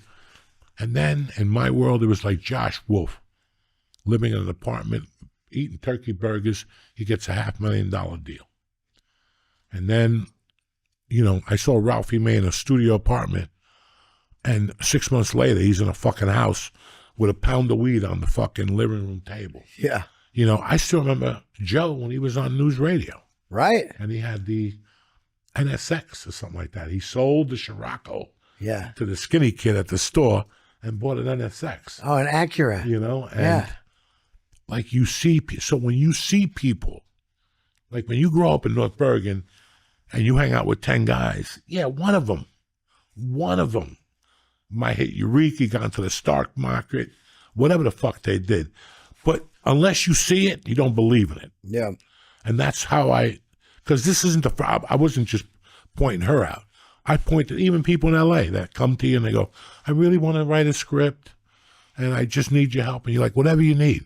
And then a week later, they talk themselves out of it. Yeah. Just talk themselves out of it. And you're like, you want to like talk them back into it, but you're worried about, I got a daughter. I ain't got time to convince you Yeah. to get your life together. But it's so weird how, unless you see people grow around you, Yeah. that's when you start believing it. Like I had yeah. Josh Wolf, Ralphie May, Bobby Lee. You had all these fucking people blowing up around you, Crazy. you know? And all of a sudden you're like, here I am in a 1-bedroom studio eating fucking ugats for breakfast. And then one day, something just happens. And now you're at least, like there was a time I had to call my wife every day and go, can you put $20 in the bank account? Oh, yeah. I would have like 4 from the night before. Yeah. So now I got 24. I could actually take 20 out and buy a bag of weed. Yeah. You know, I never thought I would be out of that. This was at 40. I was still calling my wife every day. Can you put 20 on my books? Joey, you know, we don't have money for the rent. I know. I'm going on the road, all this shit. But not even that. I'm not even talking about that. I'm talking about having good sets when people put you on a special or Comedy Central or whatever. It just switches.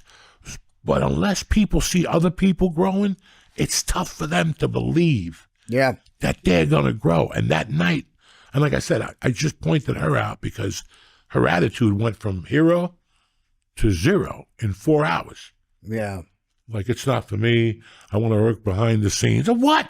You know, I mean, and I just, all right, good luck, whatever you want to do. I'm here. And for 2 days, it really like, wow, how people got, I know, listen, I'm going to be honest with you. I know so many comics that were so much funnier than I was. Oh, man. And then they went a different route. They got scared. They did this. They did that. I saw so many people talk themselves out of a career in L.A. And they were close because you never know how close you are. You don't. But why, like the words of my girl Sheryl Crow, why quit before the miracle happens? Yeah. Let the fucking miracle happen, you know? It's a fucking miracle. For me to have more than $200 in my checking account, that was a miracle. Yeah, man. Because if I got $300 for a gig, I bought an 8-ball. Yeah. Okay? Oh, yeah. An 8-ball. Yeah. So it's a fucking miracle. And people don't, it's really hard to make people believe that you have to get into the slot. It's like you're in LA doing open mics. Then one day somebody says, come to the Improv with me. You go, the booker likes you. They make you do sets in the front. Yeah. You just moved into the chamber.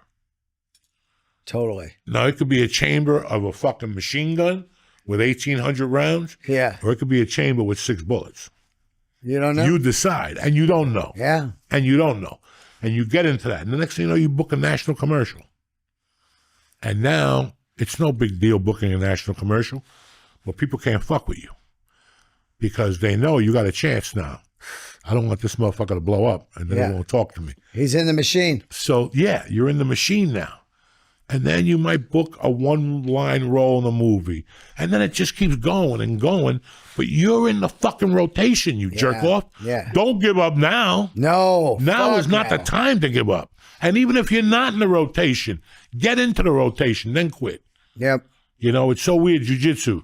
People quit after their first blue belt than anything. People just want to get a blue belt, then they don't show up no more. Yeah. It's just so weird how people don't see themselves. And to me, it's like a fucking shock because I didn't see it either. But I think when I got off the coke, I started to see it. And I go, if I ever had an opportunity to do it, it's now. And it worked. So I think people should really give themselves a fucking shot, you know, and go, I got this. And if I don't, I die doing it. It doesn't matter. Doesn't matter no more. Nope. You're going to be broke anyway. You're not going to buy a car. I mean, it's just what we're going into the next 5 years is going to be horrible for everybody. Yeah, so do what you fucking love. So do it. Who gives a fuck? That's what I said. I got into comedy when I was in the worst spot of my life. Yeah. Out of prison, fucking divorced. It was fucking horrible. It was horrible. But I wouldn't have wanted, you know, it's like I told Lee, nobody ever pulls up to a open mic in a Lamborghini. No. You know what I'm saying? Fuck Nobody no. pulls up to an open mic in a Cadillac fucking Escalante. It's whatever the fuck even playing field at an open mic. Even playing field. We're all in there. The same. And I tell no people man's this, land. You know, it's like people who work for an hourly wage. That's great. But you're telling me you got no fucking balls. Take a chance. Columbus did, because guess what? On the first, we're all fucking even. Yeah. Whether I'm the number 1 salesman, number 10, we're all even, bitch. Yep. So I got another chance at the first of the month. And I love that. I love that we could throw away a month in your life. Fuck it, I'm smoking dope. I'm getting herpes. I'm not fucking sleeping this month. And then you come back, you take your herpes medication, and you're fucking back. That's what this whole thing is about, man. And as old guys, we got to explain it to these young motherfuckers. Yeah. That we've seen it. Yeah, man. You know, I've seen it. I've seen it. people fucking hit a home run right in front of my fucking eyes. Oh, And God. go, holy shit. We were just together. That parking lot at the store Yeah. is a fucking plane. You know, like, it's like, here comes this car. Like, whoa, someone got a deal. Yeah. I still remember writing a one-man show with this fucking loser. And I would meet him at that hamburger place in Burbank. Oh, yeah. Where people bring all their cars on Friday nights. Oh, yeah, Big Bob. Bob's Big Boy. Bob. Is that out of business yet? No, fuck no. That burger, that gives you hemorrhoids. Oh, that man. burger's next to the fucking Starbucks. Red Band and I used to go there at night, It's late right style. next to a Starbucks. Chili burger. Yeah. And I was in there one day. What the fuck was I going to tell you? God damn it. I forget now. Cars pulling in. No. Oh, I know what the fuck it was. I'm sitting there. I'm writing a one-man show with a guy. Oh, yeah, the loser. I forget what the fuck I was going to say. God damn it. Damn it. Those edibles are good. I'm writing a one-man show with a stiff. Yeah. And as I'm walking out of here, Joey, what are you doing here? And I turn around at Billy Gardell. Oh, wow. And I go, Billy, what's going on? How you doing? And we start talking. And he's telling me how he's thinking of moving back to Pittsburgh. That the Funny Bones just offered him a deal, and it was horrible money. And I was about to tell him that they had called me too, and the money was god-awful. And I had to call him back and go, I'll do those weeks, but I'm not doing Sunday. Then we're going to prorate it. Yeah. And they were like, well, you have to do Sunday. And I'm like, listen, this deal is not going to work. Yeah. But I still remember Billy Gardell telling me this. And a year later, he's on a CBS show. And now he's the host of a fucking, wasn't he hosting? He's had 2 shows on CBS Yeah. that are in fucking recurring, whatever the fuck that's called, syndication. Right. And he's touring now. You know, he's going to be here somewhere. I see him at Flappers. Yeah, I know he's at Flappers. Yeah. He's a funny Good dude. motherfucker. Oh, man, But I good still dude. remember seeing him. He lost a lot of weight. Yeah. He looks killer. Yeah. I still remember seeing, and he was a killer comic. Yeah. He's one of the nicest dudes, Nicest dudes in the He'll world. come up and go, God damn, that fucking joke's strong. Yeah, no, you know? he's a good dude. He'll tell he's you a that. very good dude. Yeah. He's an old school comic. Yep. And I still remember him going, I don't know if this is going to work out. Motherfucker, you got a billboard on fucking CBS and shit now. And and I remember those things. Yeah. Ali Wong. Oh, man, I tell the story Ali all the Wong, time. Fucking, half of these Whitney. Well, no, I didn't know Whitney before the operation. Ali Wong's incredible. What a superstar. Yeah, I don't remember her. I didn't meet her till after she had the TV show. But you see all these people and you see them make the explosion. Now you're like, okay, that could happen to me. There's been a lot of explosions out of the store. A lot of It is nuts. the chick on Saturday Night Live. Oh, yeah. Melissa. No. Oh, fucking Punky. Punky. Dude, yeah. bartender to SNL. Great story. Great story. I bumped into that black dude. Leslie Jones also out of there. Leslie Jones. Fucking Melissa, 3 SNL people, Crazy. I love it. Crazy. Yeah. And I remember meeting the black dude from Forrest Gump. Forrest Gump. Oh, yeah. I forget what it Michael, Forrest Michael Whitaker? T. Oh. Michael T. Oh, okay. Williamson. Michael T. Williamson did the pilot for Miami Vice. And years ago, we did a new Law and Order mock-up show. Oh, wow. I got a call from an acting coach. And he goes, keep this under the fucking wraps. Law and Order wants to do something else. It was called Law and Order Judges Circle or something. Yeah. And they just wanted to use a couple actors, and she used me. It was me, the kid that's always on. He was on our podcast. He's a guitar player that came from Northern California, and he was Joe Bonamasso's student. I forget what his name is. I see him a lot on Twitter. Richie Kotzen? Huh? Richie Kotzen? No. It was him and Michael T. Williamson. Oh, wow. And during the breaks, I would talk to Michael T. Williamson. And he goes, I saw you at the store one night, good stuff. And we started talking. And he goes, I used to hang out at the store a lot before I got Miami Vice, because he was on the pilot of Miami Vice. And he goes, I used to see Trudy. Trudy was on Miami Vice. Yeah, the black yeah, that's girl. right. She was a waitress at the store. Wow. She was a fucking waitress. He used to see her, And I go, where is she today? And he goes, she owns a clothing store in Compton or, down there. Yeah. She owns clothing That store. place has churned out the stars. What's that? The store? The store. It is crazy. In the last 20 years since I started, I'm 16 years in now, I just look at the people and I go like, wow. Ari, Burr. I mean, Burr, of course, he's, Burr 30. was always a star. Right. But I'm just saying, like, when you really look at like these guys that became these giant killers in there working all that material, and then Gerard Carmichael and who else was somebody else fucking shot their special there. Brother, there is so much shit that came out of there. Yeah. And I tell people all the time. I told Lee a couple weeks ago on this podcast, I don't really care about shit. Like, I didn't do nothing in comedy, but I held my own on Tuesdays and Thursday nights the last 4 years. Yeah. And that meant more to me than anything in the world. Those are the best lineups you're going to see. And we were right there. And, they were always, just being around that, you knew you had to be on top of your game. There was no fucking, and that's all I ever gave a fuck about. No matter how this ended, I came out of Comedy Store Marine. Yep. And that's all I ever gave a fuck about. And here we are. And you get that name on the wall, Yeah. and sometimes you're rolling down Sunset and you turn the corner and you see your name on the marquee. It is fucking awesome. I wouldn't even look. I would just shake my head and pull in the parking spot. It was awesome. And the first time they put your name up there, you come all over yourself. Oh, I sent it to my mom. As you're leaving, they're putting the name up the night before. Yeah, and they're putting it up. You're like, I'm not there. Shit. And then you get there and it's a different name. Oh, yeah. They just put that up because then somebody called in to pop in. Yeah. And you come down there and watch this, bitch. Yeah. Oh. Barry Sobel, Yeah. motherfucker. What the fuck? Motherfucker. Any dates, brother? Huh? Any dates? Oh, yeah. Let's see. This comes out tomorrow. So I will be with you at Moon Tower, 17th and 18th, and Lee at the Paramount Theater. Then I go to the Vegas Cellar for 7 shows, May 12th through like the 16th. And then one of my favorite new clubs in America, the Comedy Fort in Fort Collins, Colorado. I was telling you about it. It is fucking amazing. The owner's great. I'm there in June. So, yeah, and then the special once again comes out April 17th on YouTube, free.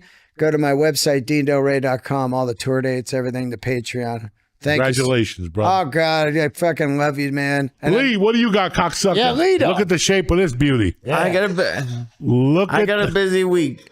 I got a busy I'm at week. the Broadway Comedy Club Tuesday and Thursday. I'm with you on Wednesday in Jersey. Dojo of Death. Yeah. Dojo of Death. And then I got May something. May 17th at Philadelphia. That's sold out. NJ Packers sold out now. We got tickets going on sale for August something at Parks, right? Yeah. August 15th Where? or something. Parks Casino, Philadelphia. Oh, fuck yeah. That's my Oh, new yeah. little- Were you telling me you're going to do like a run there? Yeah. I've done 2 shows Oh, already. that's cool, man. I got one more next month, and then I love the place. So where you going to be again, Lee? Broadway on Tuesday and Thursday, and with you at the Dojo on Wednesday. Lee got cooked. What'd you give him? What didn't I give him? He's got some slurring going on. Oh, yeah. It was that last fucking Lee episode. and I rode the bus over, man. That was wild. Wait till you have to ride the bus home with him and carry him. No, Wait till you have to sit on your lap on I'm the going bus. Uber. I got to go to the Okay, yeah, he'll take stand. an Uber with you. It's good to see you, brother. Goddamn, Congratulations I again. miss You're you, my man. brother. I miss you too.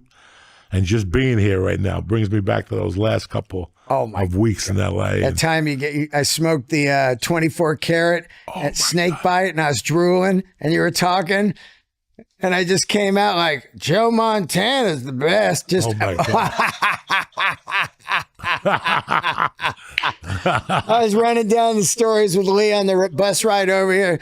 That fucking family brawl at the Gotham, with the tables. Oh my God. What about the time we saw the guy with the pirate? Driving. The guy driving. And, and we were right next to him. Oh my the pirate. God. And the guy looked at us with the That was the fucking funniest, dude. Pirate. You're a pirate. Look at you.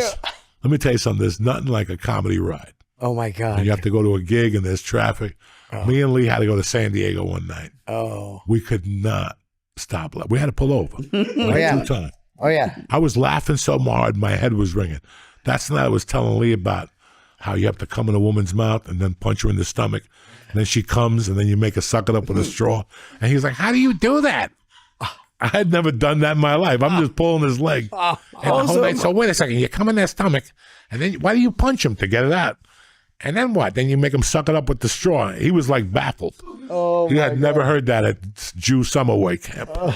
Also, and I could be wrong, isn't this also the ride where you told me that you were pregnant? What's that? Isn't You were it also pregnant? the ride that you told me that Mercy was coming? I don't remember. I think it was that same ride. Like you told me those 2 stories. I don't know. That's when we went to Harrah's in San Diego. Oh, yeah. We were fucking late. We were fucked up.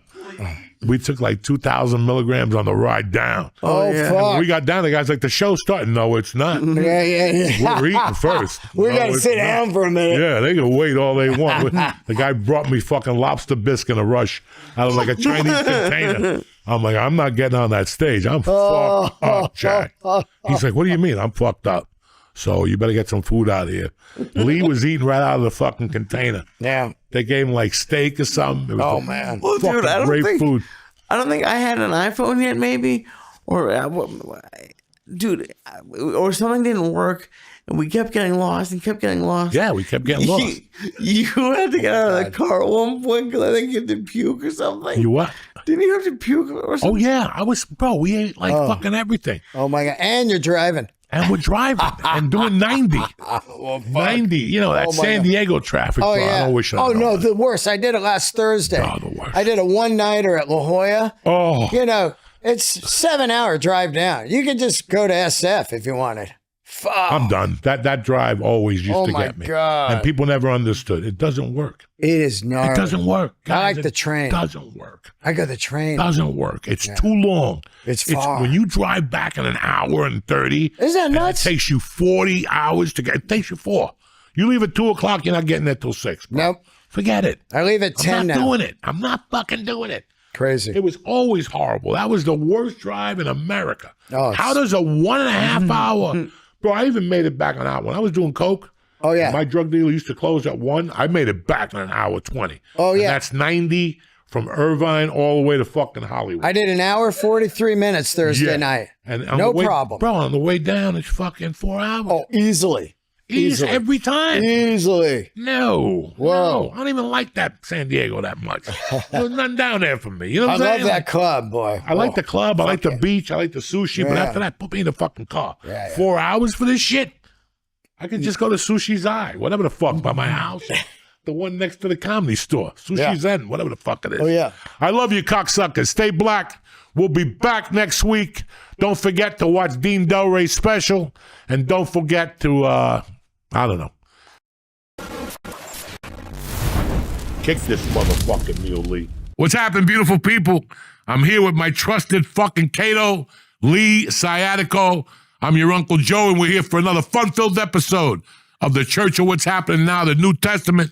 It's November 11th. How many Mondays left to Christmas? Not enough. Not enough. Get your shit together. What's up, dog? Good to see you, dude. It's been a fun weekend with I you. just saw you Saturday. It was I good know. to see you. I thought you were missing an action or something like that. What are you missing in action? You were fucked up Saturday night, Yeah, goddamn you give it. me edibles and I then you gave put me you on a stage. little cue. You went on stage. I was fine. We had it. Then you got I 20 think ounce. those edibles leaked with you. Something's going on with your liver or something Oh, thanks. because they hit you up later on.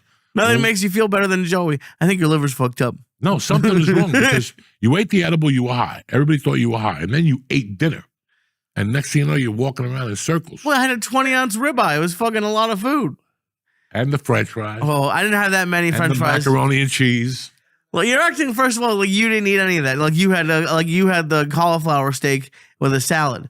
You ordered everything. I ate like 3 fries. They were on your side of the table, by the way.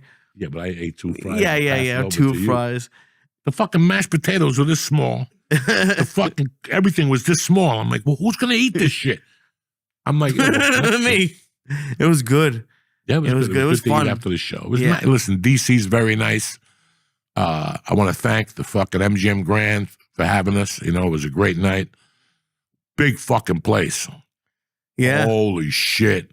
I got into walking. I'm like, nah, that's okay. I woke up that morning, went to smoke pot outside, and there was no chairs. That's a nightmare. The sun's shining, you're out there standing. After like 10 minutes, you don't want to stand no more. I guess. Why did you just sit on the curb?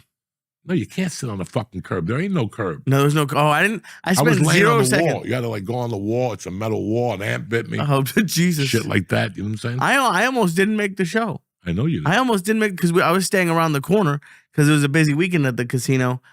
And listen, I'm not a cheap person, but the Ubers were 20 minutes away and were $40 for like a 15-minute, and it was gonna take me less time to just walk there.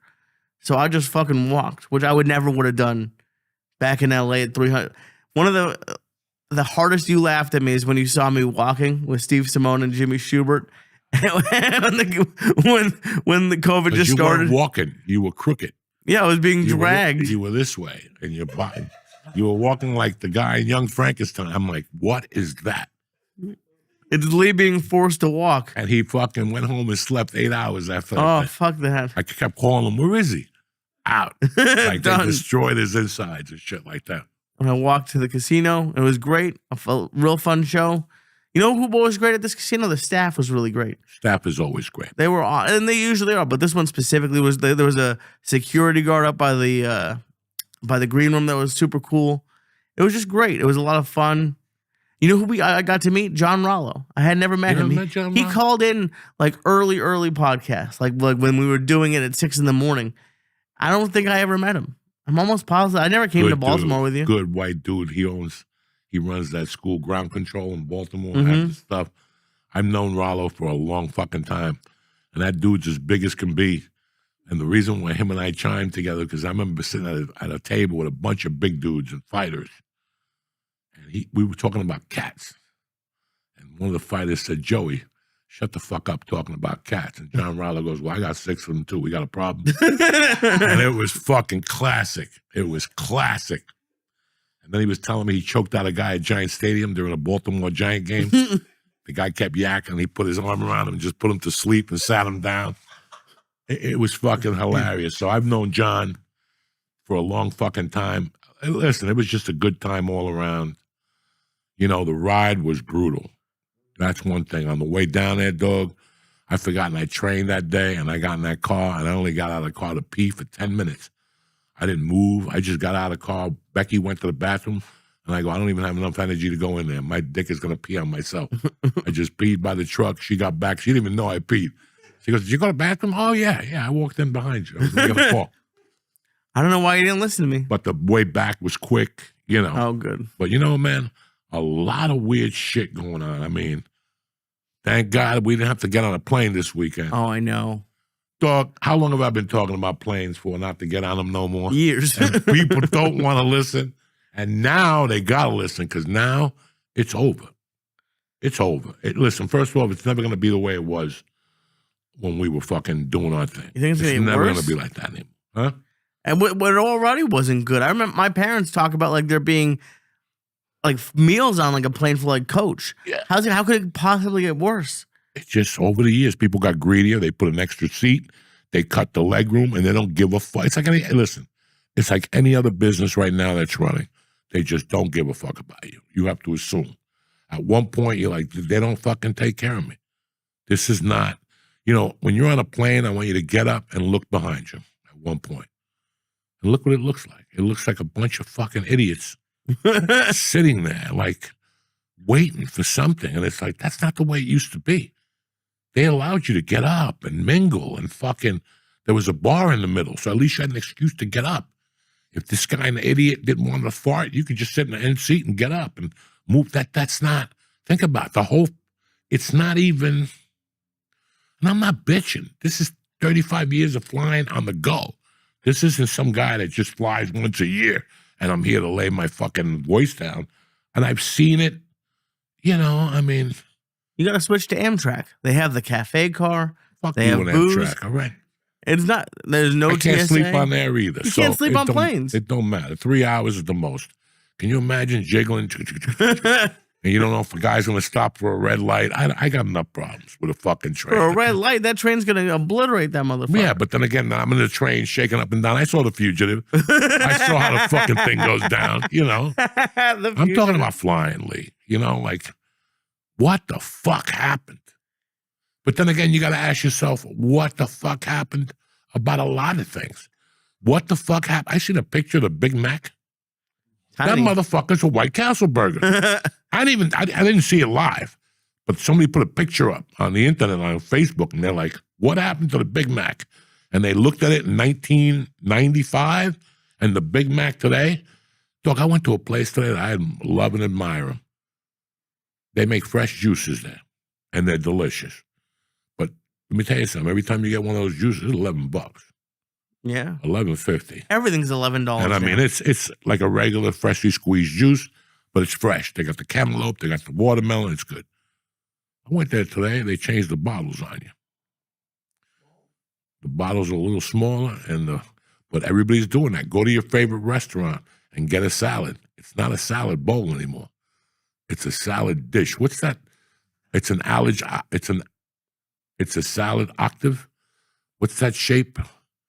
That's just a little slant. It's not really a bowl. Octagon? Not a fucking octagon. I don't know. What's a salad octagon? Octagon is a bunch of different fucking things. I'm talking about when there's just a little dip. That's what I got soup the other day at a place that I go to all the time. They left the soup bowl the same size, but they took 2 inches off of water. Damn. Do you ask them about it? No, I don't. I just don't go back. Everyone's doing it. You just don't go back. They try to trick boxes you. of Cheez-Its now. Huh? Cheez-Its are my fucking shit. Jesus. Cheez-Its. The crackers, the boxes are like little mini, like that you can fit them in your pocket now. They call it shrinkflation, and they're still making things more expensive, but they make it tinier, so you have to buy like 3 of them. You know, the American public is getting their ass kicked on a daily fucking basis. So this Thanksgiving, the average plane ticket to travel is $750. So if you got a family of 4, that's $3,000 at least. You don't know when you're going to take off, and you don't know when you're landing. You might make it to grandma's, or you might not. Can you imagine? I give you $3,000, and that's to sit in the back and smell funny with foreigners and shit like that, and convicts, okay, and fat people. Yeah. In the back that don't want to pay for the middle seat up in front or whatever the fuck they do. You're back there sniffing all that shit for $3,000, and you don't even know if you're going to make it there. And that's what depresses me about the whole thing. And that's why I tell people why would you throw, it's like me going on stage with no material, like just taking off a year and going on stage at the Garden expecting to kill. What do you think is going to be different? I don't want to ever do anything on a percentage basis. Think about it. If you want to, what if tomorrow something happens, you got to fly, go see your dad in Florida. You know, it's an emergency. He's getting old, right? Now you can't even count on that no more. Can't count on it. I don't even know if I'll make it there, but that old man fucking dies by the time I get there. Even private, they're not taking off, I heard. No. So it's not like you can even get around it. No, you better get the roller skates on and fucking whatever, or mind your business. The train. I had a friend of mine last week that he goes, "What do you think?" And I go, "Listen, what's weighing on this?" And he goes, "My kids are going to be flying. It's a wedding, and now they want us to stay Sunday for the family reunion." I go, "Do it on Zoom." Zoom worked for a long fucking time. Now people forgot about Zoom. Go back to Zoom. We're not going to make this week is Skankfest. Okay. And they're a little worried. Yeah, I don't blame them. They're a little fucking worried. I mean, we have a mutual friend that got on the plane yesterday in Little Rock, Arkansas at 8 a.m. and didn't make it back to New Jersey till fucking 2 o'clock this afternoon. And that's a reality of doing comics. So right now, I'm expecting, like this weekend, for them to be a lot of calls, switching comics. I'm surprised I haven't gotten a call yet. Would I be interested in doing an early show somewhere? Because people are not going to make it this weekend. The flights are getting cut up to 10%. And then they pick back up again now that Congress is back. Let's hope they come back. They come back. And Congress they ain't moving fast. No, why would they? They get paid no matter what. What about the EBT people? Do they get their food now? I think they did. In November, they got it. It took them a while to get it. But and it's not even, like most of them get like $200-300 a month. It's not like they're getting 10,000. Like they're getting barely enough. Like, But Lee, 300 to them is like 3,000. oh, I know, and they need it. But I'm just saying, like, people were so upset about it. Imagine, like, if your family had $300 a month on food, you couldn't go grocery shopping for $300 a month.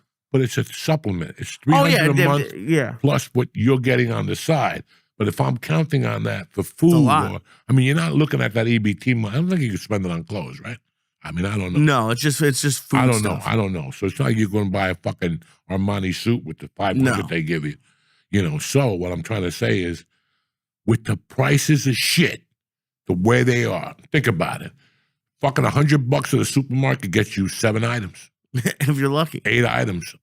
And one of them is a 6-pack of something. And look what that 6-pack was a year ago. Look what it is today. Milk is $5.49 now. A year and a half ago, it was $3.49. Or 2 years ago, when we moved here, it was $3.49. Now it's $5.49. I think if you go to Walmart, it's $5. You go and buy milk? No, but my wife tells me all this shit. I would love to see you in a grocery store. I do. I go to ShopRite. I go to ShopRite, but I don't have a starting price. All right. Because I don't know what really goes on. I just know that when I pick up stuff, I go, things that make you say, like things that, things that a while ago were different. I went to Cheesecake Factory last week for lunch. You love Cheesecake Factory. Go once a week. I go once a week. I get my little chicken tortilla soup sandwich. I know exactly what I'm getting. And guess what else I get? The chicken enchiladas. Okay. Delicious. With white rice and black beans. Delicious. And nobody bothers me. I know exactly what I'm going to get. I got my fucking iced tea with extra lemon. I get that brown bread. Yeah. The pumpernickel there is stronger than death. You dip it in the fucking, in the chicken tortilla soup. Forget about it. But my point was, right. Guy next to me was American, white guy with a, and I was listening to him, and he was asking the prices of alcohol. Yeah. And I was listening, and I kept going, wow. When he asked him for a classic margarita, the classic one, not even with the agave and the Cointreau. 20? $17.99. Yeah. $17.99, guys. Listen, I know you like the Cheesecake Factory. That place has turned into Morton's price-wise. Listen. I'm not concerned with the cheesecake. I'm not the Cheesecake Factory I'm talking about. I'm talking about that fucking cocktail. Right. I'm talking about that if you dump your fiance and you take a girl out next week, you're going to spend average of 45 if she drinks 3 martinis. Oh, that's low. And that's average. That's 15 a glass right there. My point is that it's $17.99 for a fucking margarita. Now, I hadn't had a margarita in a long time. Last time I drank margaritas, they were $4.50, and that was a top shelf one at that place in Boulder. What decade was this? 1990. And when I left Boulder in 95, there was a place called South of the Border or something like that. Cross something. They had a 3 margarita limit at night and a 2 margarita limit for lunch. And the margaritas for lunch were $1 margaritas. They were this small because they made them with white grain alcohol. And you didn't even taste it. That's 140 proof of fucking a drink. You get fucked up. And for 6 months, I would go in there every Sunday with a girl. We'd try to roofie each other and drink the fucking margaritas from there and get fucked up. We'd take a roofie and get fucked up. Drink You would Fritos. take a roofie? Fuck yeah. Why wait for somebody to dose me? Get the party started on your own. I wanted to see what everybody was talking about. What does a roofie feel like? Do you like it? Great. Yeah, it's great. I'll do them again if I can find them. But you can't ask somebody, where can I buy those? Because they'll think you're a freak. Right. You want it for Somebody's yourself. got to come to you and go, you want the same chemical that's in Rohypnol? I think that's what it's called, Rohypnol. Yeah. I don't know. So That's yeah, I pretty used to good. roofie her. We used to roofie me. We used to roofie each other. Jesus. That's romantic. Bro, that's the way to do it. Fuck these little guys that go on the, to Would the you horses. even know if you hooked up, or would you just wake up next to each other, pass the We fuck just out? wake up next to each other, and I'd look to see if she was naked, and I was naked.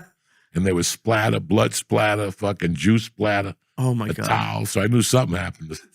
The room smelled funny. You know what I'm saying, Lee? Oh, I love that.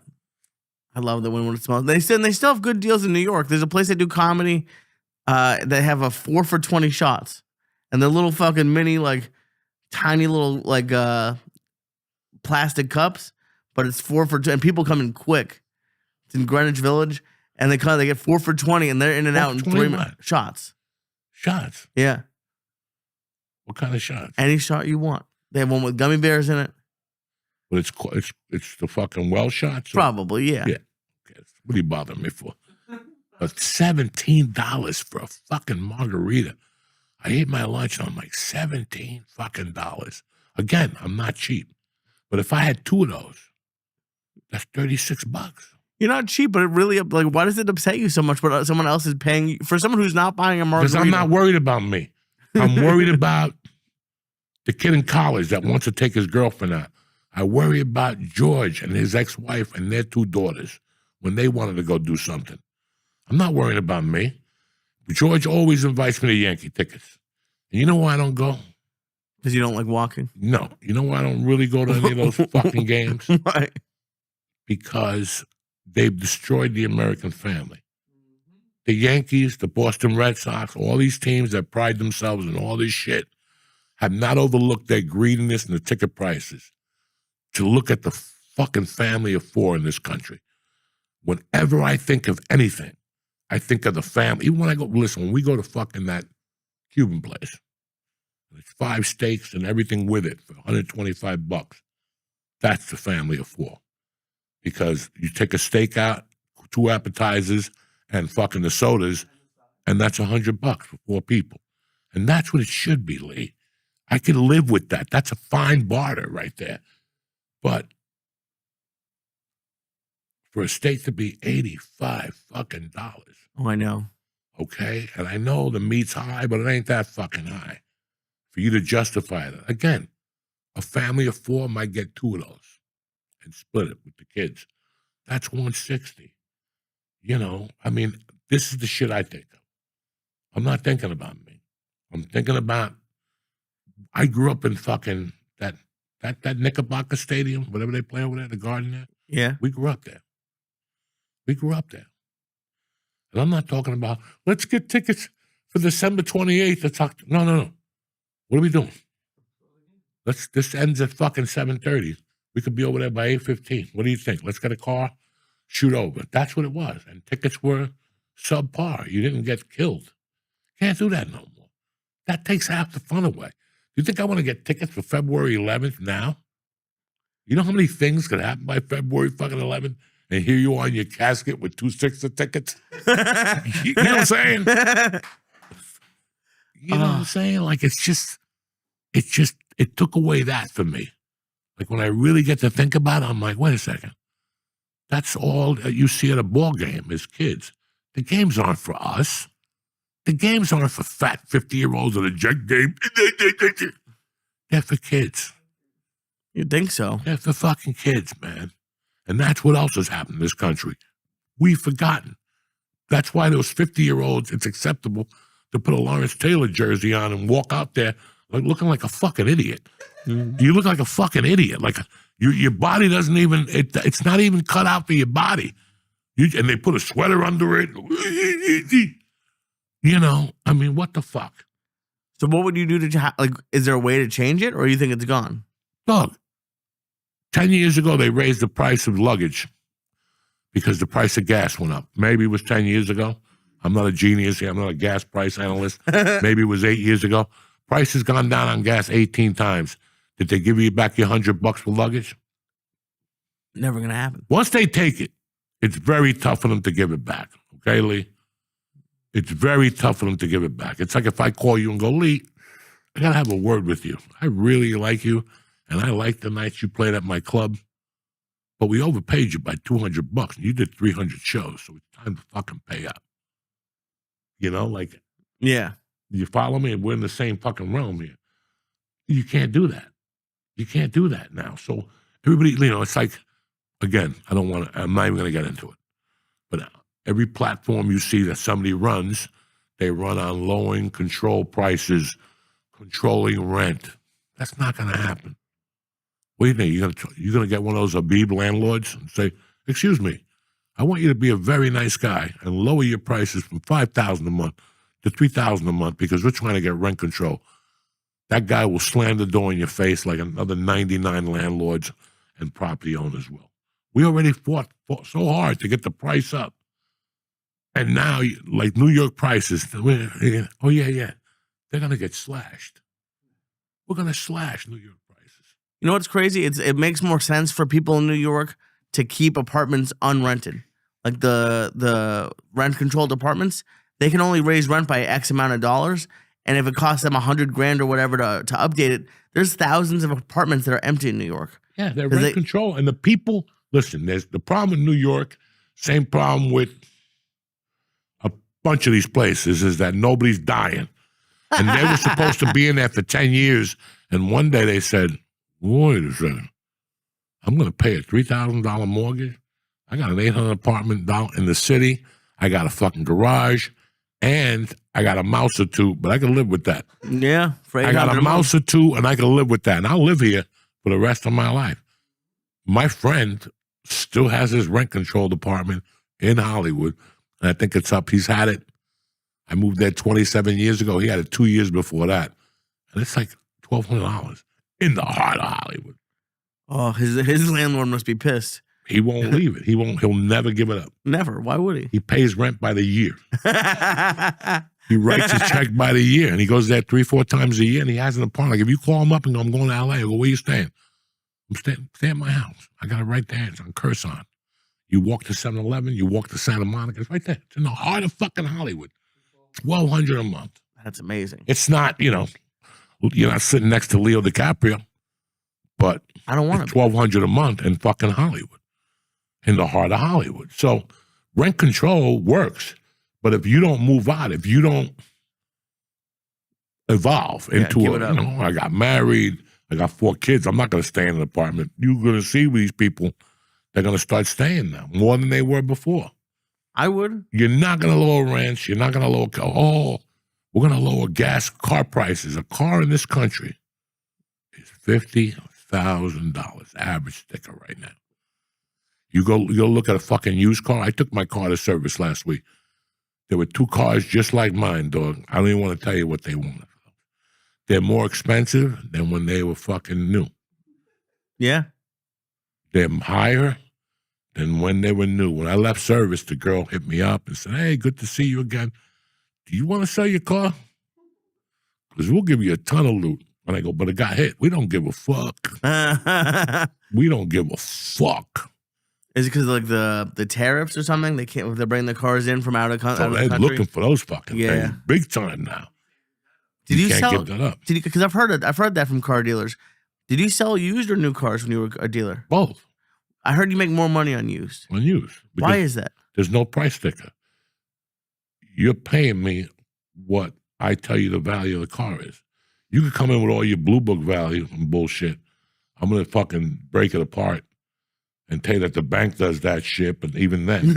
And then we break it apart into all the stuff you get. And then you go from there. But the blue book value, like Toyotas hold their values. Right. Nissan doesn't. Lexus does. There's a couple cars that hold their value. When I say hold their value, listen, it's not an investment. No. Okay? No car is a fucking investment. They depreciate. Okay? You own what appreciates, a home, land, property, but you rent or lease what depreciates. Right. Which is what they tell you to do. Now you can't lease a car because it costs just as much as fucking... Does it really? As buying. It should, the prices are fucking unreal. That. I have like another year on my lease. Unreal to lease a fucking car now. Let's see what happens. So, I mean, it's just, a car is a fucking, I learned early on, in 1988, selling cars, that was an education for me.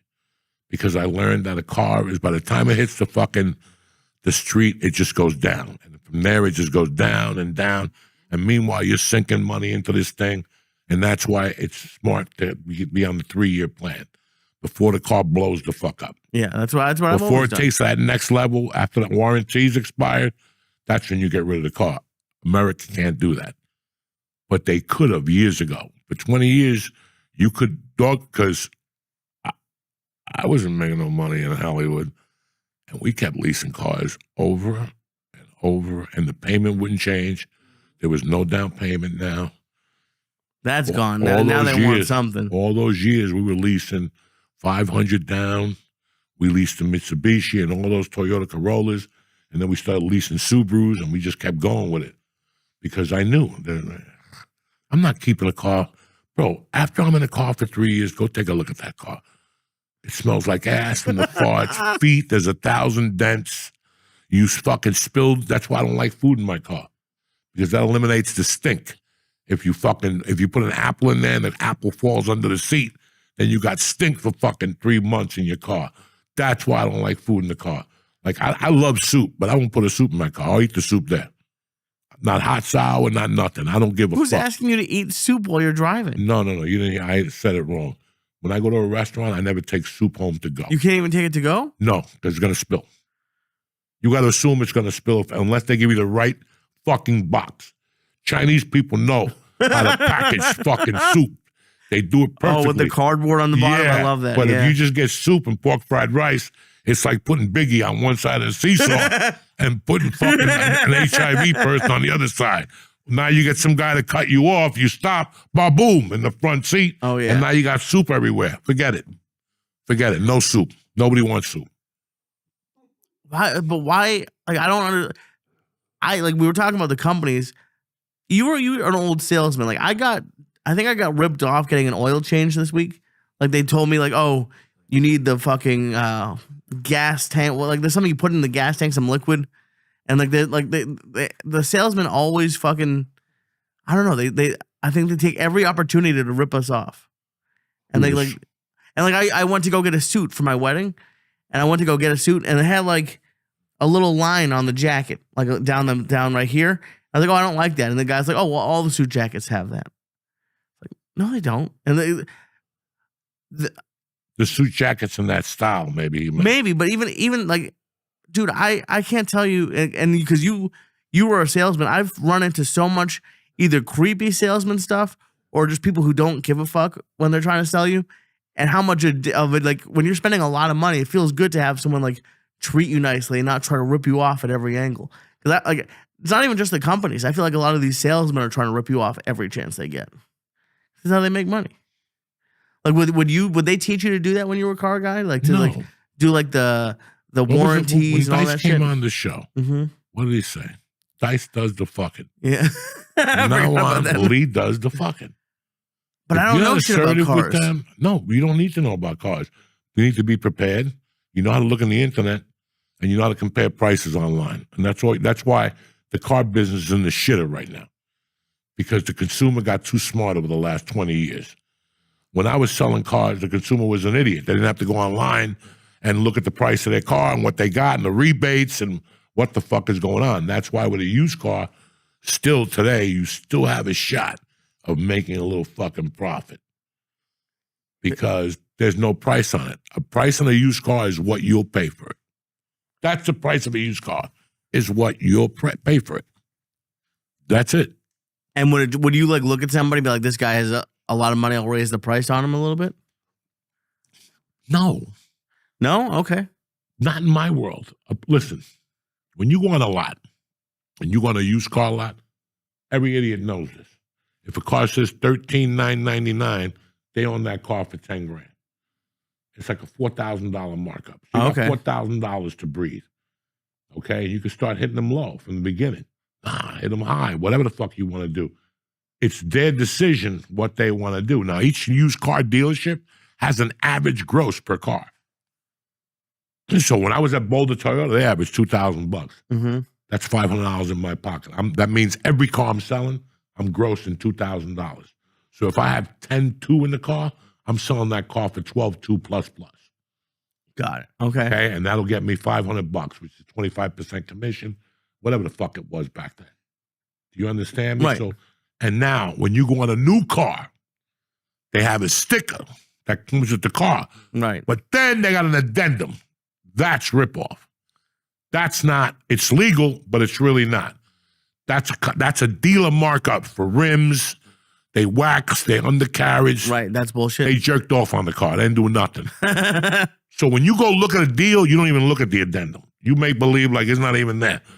It's like, I don't even know what you're talking about. Well, then you ask them, just fuck with them. What's the price of the car? And they'll look at the addendum and press the bottom of the addendum. The price is $52,400. I just went on Channel 11. They said cars were up to $50,000. How is it an extra $2,900? Right. Well, we added the underbody carriage and the wax and the components so the sun doesn't... Listen, I didn't ask for all that. So you got to throw that in. Let's start from this number here. And that's where you start bringing out your things. I went to Englewood Cliffs and they gave me this number because everybody's dropping their pants on the way out. Right. They dropped their pants. So listen, how much for that car? $14,199. What's on the sticker? $16,900. What's your best deal? I could do $12,100. He can't do $12,100. He can't do $12,100 because now you're going to take that $12,100 and go to another dealership and get harassed. They can't even do $12,100. The ownership, after they get money back from the dealership, whatever that's called, right, from the car, like if you buy an American car, when you buy an American car, they get money back. The Ford gives that dealer like a $600 rebate. I forget what it's called. There's motherfuckers that'll go in there and go for that.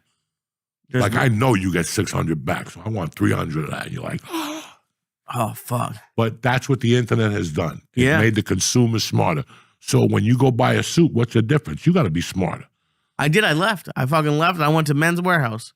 Got Perfect. a much better suit. Yeah, chubby. Everybody's chubby in there. Yeah. Oh, dude. They all smell like hot dogs. It was great. amazing. There was 20-year-old, the black dude behind the counter listens to the podcast. And then I went in there and got a brand new, because you sent me in Hollywood, I was thinking about this, to that 3 suits for $300, but like it like lights on fire. Oh, yeah. It like tears apart after one wear.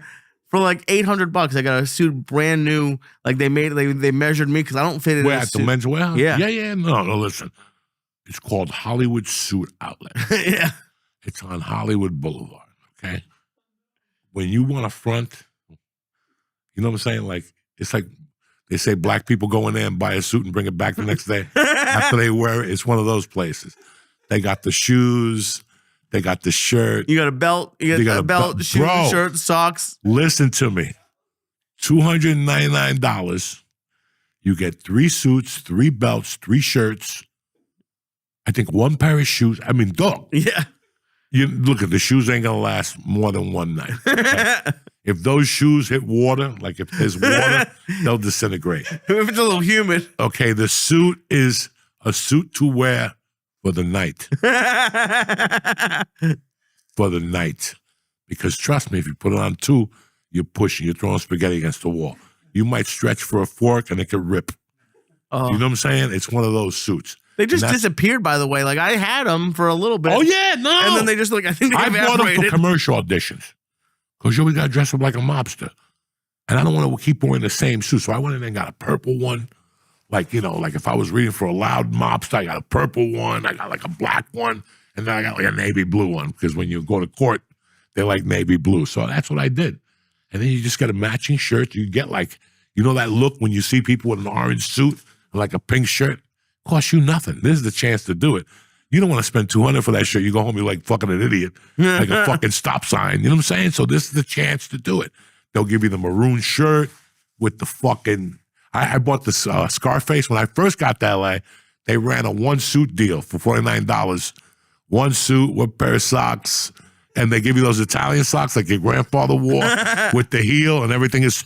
And them too. You put twice... The second time you put on, your toes go right through the fucking sock. I mean, it's that type of place, but you got to know your limitations. Like, yeah. But Men's Warehouse in Burbank. Not bad. That motherfucker, I got a fucking $2,000 jacket in there for $200. Oh, shit. I said, make an offer. My wife said, $200, take it. Do you negotiate in places? I didn't know you could do that. Those places like that. Those places around the holidays, they have like a something. Look, bro, you see a jacket that's 4X. Uh-huh. You know what I'm saying? They want to out that too. It's taking up a lot of space. They'll say 10,000 on it, but go talk to them. Listen, I got a chubby friend. He ain't got a winter jacket. What do we need to do to get rid of this right here? What do we need to do? Well, it says 18. Listen, ain't nobody giving you 1,800 for this piece of shit. Okay? Can we do a 400? Just tell them it disappeared and put the 400 in your pocket. And after sales, you got to get them thinking. Put the 400 in your pocket. Yeah, and say you got a shoplift. Who gives a fuck? That would be great. Yeah. I didn't know you could negotiate. That's Well, a whole brand new... Listen, I don't want you going to ShopRite and negotiating tomorrow. You're not going to go in there and say, well, I could get a gallon of milk at Walmart for $5. No. But No. and Arabs love all that shit. So when you see an Arab, you're in game territory. You got to at least drop it on them. You know what I'm saying? Like, hey, can you give me that soup for $200? Ah, my friend. And I hate wearing suits. Like nothing fits the right way. That's why I had to go custom for once. No, you have to go cut. You get married, right? This is what you wearing for your wedding? This is the one the night before. The night of, another dude who listens to the podcast is making me a tux. Okay. All right. And then when are you wearing the Indian garb? I'm not. Yes, you are. That's your time. We're doing a party. If I walk in there and I see you with Indian garb, I'm gonna look good. No, you're not. Oh, I'm gonna. There's no shoes allowed at the wedding. At what wedding? Oh, I don't give a fuck. Because I'll get that fungi toenail. I'll put it up against those Indians. If they're gonna walk around with those curry feet, I'm gonna challenge them. You think your feet smell better? Our feet, my feet stink. I have to throw shoes away every 3 months. But I'll do the fucking I'll polish the shoe polish. I'll let my nails grow out. Right. And I'll buff them and save the dust. And I'll just throw them at the Indians and they'll be going smelling like, what is that smell? Oh my God. That shit smells, dog. If that gets on your finger and you smell it, you have to wash it off and you can still get the fucking residue of fungi. Like the next day, my finger's pink from the acid. So why do you touch it all the time? Because I love it. I love it. I put it in weed. I put it in everything. Oh, Let's take a breather, talk to these people about some things like DraftKings. What else? We got Hydro Row, and we also got Perfect Jeans. And those jeans are good. We'll be right back. Lee, I forgot to tell these guys what happened this weekend. Oh, my God. This was like Christmas and Hanukkah all wrapped into one. You know the 12, what's that, on the married day of Christmas? The 12 days of Christmas. This is the 12 days of Christmas because after December 7th, 5th, I have no more comedy shows. I'm just going to take the rest of the year off, smoke pot, and eat mushrooms. But one of my favorite brands, one of my favorite customers companies showed up this weekend, and they surprised us with just everything. Joints, dog walkers, eights. They sent us this OG Kush. They sent us the dulce de leche indica. They sent us a sativa. They had a bong in there. They had sweatshirts. They had lighters. They got grinders. They got vapor pens. They got edibles with 5 milligrams. I got to eat the whole case of it. But it doesn't matter. I mean, Rhythm hooked us up, and I really want to thank them. Oh, my. It was like they brought an entire, like a tub that you take when you're moving. They took that, and they had a suitcase in that, and they opened that. And then it was like, you know how like they have like fishing tackle boxes or like a toolbox? They had like 8 different levels of marijuana. It was unreal. It was unreal to even see. It's like when I was a kid, they had a James Bond suitcase, and you could hide a gun in there, a BB gun, press the handle, and it would shoot BBs. So you could just walk around New York City, They're people. It was the coolest thing in the world. I don't know what happened to them. These guys just made it cooler over at Rhythm. It was a 3-floor suitcase. It was more than that. No, it's 3 floors. Just 3, okay. The top one has a little weed, lighters. The middle one has a fucking bong. A big one, yeah. And a pretty big bong. And the third one has weeds and edibles. And then when the thing is stood up, it says Rhythm on that. That's a secret panel. You rip that down, and there's 4 more vapor pens. Damn. 10 more packs of fucking of door walkers, and 25 loose joints. They gave you a strain with like a display case and lights in it? That's the one that comes out November 26th. Okay. It comes out on... like twice a year, right? What's the name of the store? Rise. They have 3 of them, and like Paramus, and Edison, Paramus, and no, not Kenilworth. Bloomfield, which Rebuke is from. And fucking... so yeah, that comes out. It's like a... I don't know how big that butt is. I don't know. But they have a box with a light. I mean, fucking, I was just looking at it. Like, that's one of the things I'm going to do when I eat mushrooms. Just look at that thing. I mean, they did it perfectly. You really got to see what Rhythm did. I was going to bring it up today, but somebody will break it. He doesn't want to share it. It's going to break. It's going to break. It's not fucking ready yet, okay? It's not ready. But anyway, I want to thank Rhythm, and I want to thank their team that showed up. They showed up in Austin, Texas, and they're showing up in D.C., and anytime I try, I'm going to see if they're there. And they can keep showing up, and they don't have to bring anything. We love you, Rhythm. Thank you for sponsoring our fucking little smoke-a-thon here during the week. Stay black. Say something, Lee. I love you. Thank you. Love you, cocksucker. What's up, you savages? Uncle Joey here. Listen, this Saturday night, from the bright lights in New York City, the Octagons take center stage right in your living room, direct from Madison Square Garden. Listen, UFC 322. You got a tremendous, listen, Jack Della Madonna against Islam Makhachev. This is a clash of savages, champions, and everything else you could throw in there. And guess what? DraftKings Sportsbook, the official sports betting partner of the UFC, puts every kick in the palm of your hand. New customers this week, I'm talking to new customers only. This one's for you. Bet just $5. And if your bet wins, you're going to get paid $300 in bonus bets instantly. Did you hear what I said? $5, $300 in bonus bets instantly. It starts with you. Download the DraftKings Sportsbook app right now. Use code JOEY, J-O-E-Y. That's code JOEY to turn $5 into $300 in bonus bet if your bet wins. So remember, this Saturday night, live from the Garden, you and DraftKings, you're going to sit there, enjoy yourself, jump up and down, and that's it. DraftKings, the crown is yours.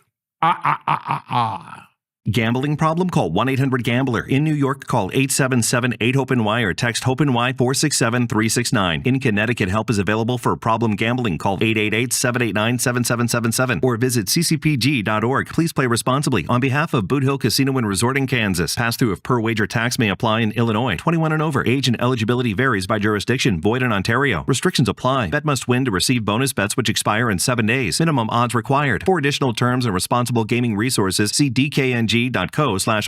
Limited time offer. What's up, beautiful people? Uncle Joey here. Listen, stop sucking in your gut to fit into your pants like me. You need the perfect jean. They're fit like a dream. They don't shave, and they show off all the meat. They got 6 styles, from skinny to athletic to thick to big boys, with waist and length options of all sizes. It's easy to find a pair that fit like a dream. Listen to me. I got one of the old school ones last week delivered. I wore them 2 days in a row. I don't wear jeans 2 days in a row. I wore them 2 days in a row. That's how comfortable they were. So do me a favor. While you're at it, go ahead and update your whole wardrobe. Grab a pair of their shorts or their polo shirts, because everything they got is tremendous. Don't let stiff jeans ruin the holidays. Join over 500,000 dudes who've uncrushed their nuts with the perfect jean. I fucking love them.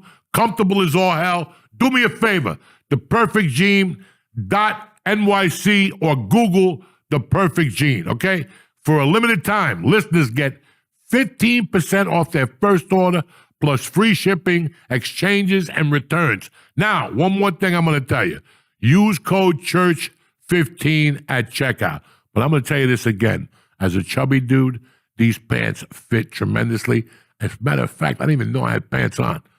That's how comfortable they are. When you don't, like when you wear pants and they go up your ass or they get stuck under a nut, not these pants. So do yourself a favor. Use code CHURCH15 at checkout. That's 15% off your order. Code CHURCH15 at theperfectjean.nyc. Save today and stay perfect. And Uncle Joey's telling you, you're going to love them. Uncle Joey here trying to put my life together. But listen, train smarter, not longer, with the Hydro rowing machine. Hydro works 86% of your muscles, arms, legs, and core in one seamless motion, and it's twice as efficient as cycling or running, banging your knees, blah, blah, blah. Listen, for just 20 minutes, you'll feel the results. Major weight loss to stronger performance and faster recovery. With the largest library of rowing workouts led by world-class athletes, filmed in locations all over the world, Hydro will keep you motivated and take you there. I love the Hydro. I love how it works. I love how I feel. And for once in my life, I can take a chunk out of my cardio. With free standard shipping and 30-day risk-free trial and a 1-year warranty. Did you hear what I said? A 1-year warranty. What do you got to lose? Head over to hydro.com. Use code Diaz to save up to $600 off on Hydro rowing during the holiday season. This is a perfect little gift. That's hydro.com, HYDROW.com, Code Diaz, D-I-A-Z, to save you up to $600. That's hydro.com, code Diaz. Thank you. Go over there and take a look at what they got. We're back, Jack! Anyway, I've been working with DraftKings 5 years, 6 years, right? Before the pandemic, we had like 2 reads, and they disappeared. Right around that, yeah. But we have been with other services, Mm-hmm. okay? And I've been with DraftKings for 5 years, and I love them. They're great for me. I don't know how many times it saves me when I'm bored. Yeah. Like when I got 2 minutes. You ever go to the doctor's office? DraftKings changes the boredom in the doctor's office. Let's just leave it there. Like when you go up, you give them the paperwork, insurance, and they sit there for a little while. I go right to DraftKings. Especially in this state. Yeah. Because for all of you who don't know, in like 4 states, they let you have a full casino on DraftKings. Oh, yeah. That's not everywhere. That's usually just sportsbook. No, when I went to D.C. last week, I went to get on the casino. God damn it, they banned me on that. The whole train ride down and the whole train ride up, I'm playing blackjack. The whole I love blackjack. It's just something about DraftKings. it. But at the same time, I knew that it's like anything else in life, guys. It's good for you and it's bad for you. I used to love doing a line of coke on a Friday night. And that never hurt nobody. You know what I'm saying? I would still be alive and kicking and still have all of my teeth. But the problem is, it's when you do it 5 nights a week. Listen, there's nothing wrong with eating an Italian loaf of bread 1 day a week if you lift and work out, whatever you want, put some butter or olive oil. If you eat that every day, it's not going to end well for you. No. When it comes to people blaming things on things, I always get pissed off about that. It's like the chubby chick who orders coffee from McDonald's and it burns her. Right. People who smoke cigarettes for 30 years, they want to sue Marlboro or Cools. Did my wife tell you guys about that? No. Did she tell you at dinner the other night that there was a gas station in Baltimore? She pulled into Was that high that I forgot about this whole story? She pulled into a gas station in Baltimore. And on the sign it said, a bucket of chicken and 2 packs of Newport for $20. That's a good deal. That's America. Racist as can fucking be. But if I say that, they'll throw me under the fucking jail. Big signs. A bucket of chicken and 2 packs of Newport. Maybe it was a black dude who owned the gas station. Maybe not. Okay? When was the last time you seen a black dude own a gas station? All right? You see a black dude in a gas station, he's robbing it. Or he's fucking buying a U or what? Red and butter. What's those things they buy? Red and gold. What's the cigars they buy? Black and mild. Black and mild. Yeah, that's it. But they had a sign just to tell you about, where's Black Lives Matter when you need them? I want my $2 back. I want the $5 I donated back. I wanted it back after fucking Wicked. And now I really want it back now. But, everybody has to blame everything.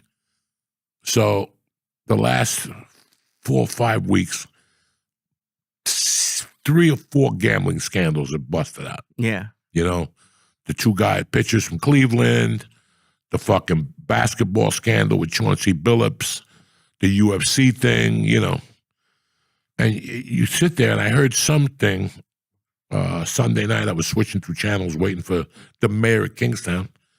And ESPN had their little, Americans on there talking about gambling and how companies like FanDuel and DraftKings and all these companies have fucking... Meanwhile, they own a sports betting app.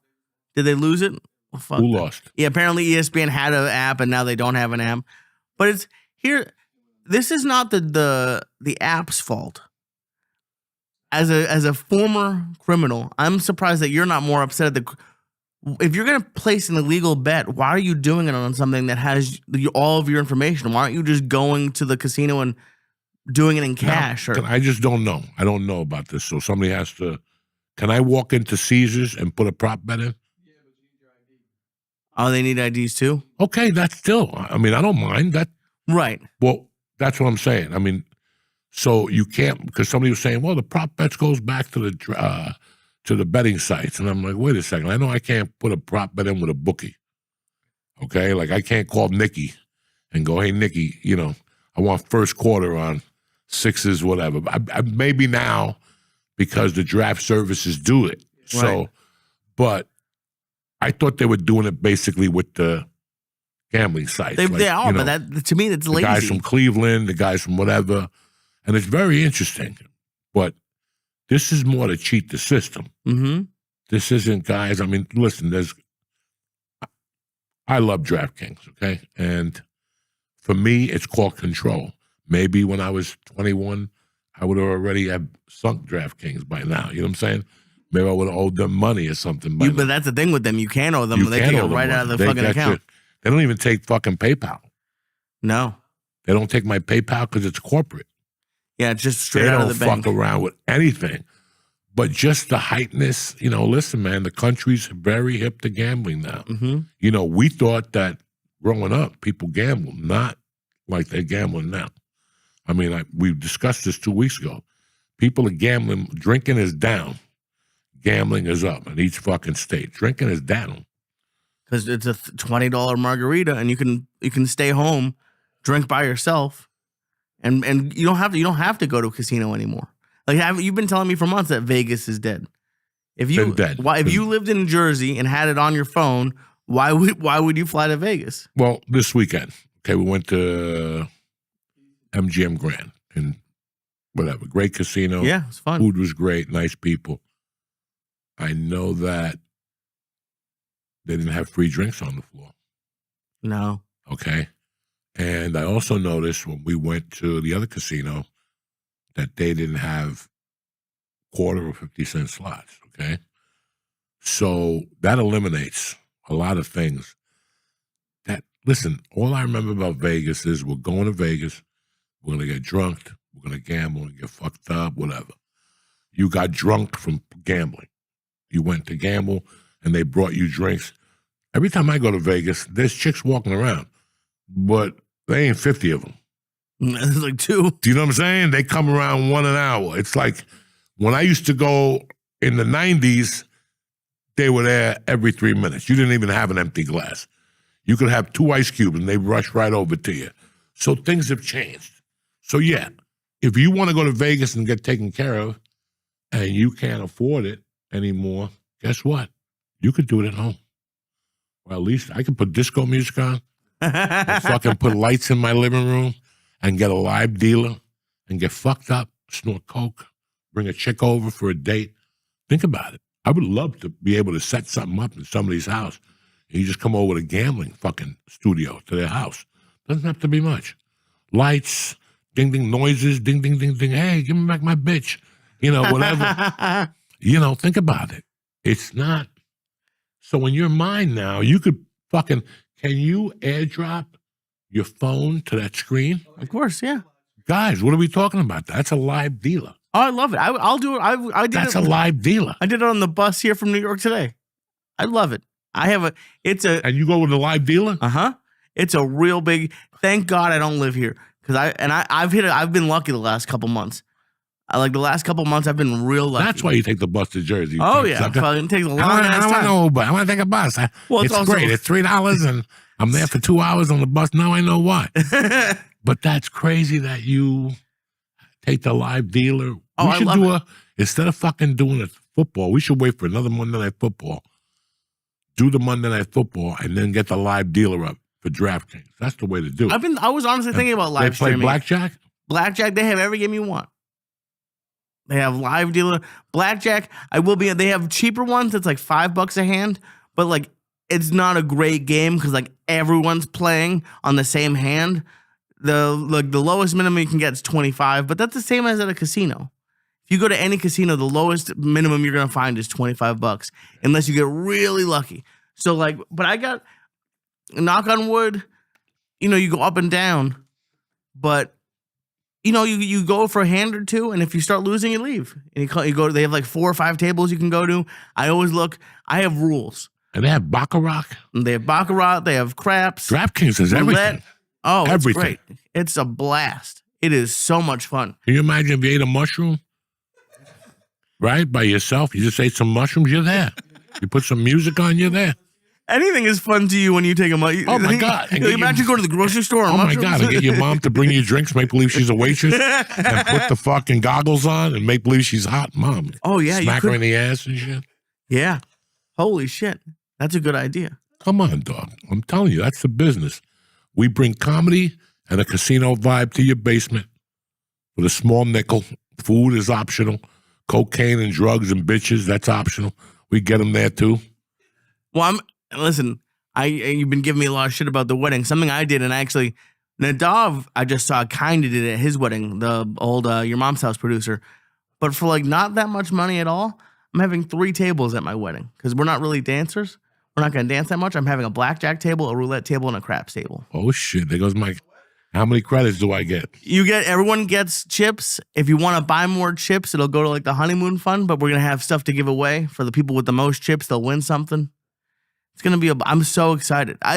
Dude, one of my biggest dreams, because I'm a cheap Jew. I don't like betting any more than 25 a hand. I don't really like betting that. But I'd love to go to a place that's like Dave and Buster's, but for casinos. So I can go in and for $100, I'll buy $100 grand worth of chips.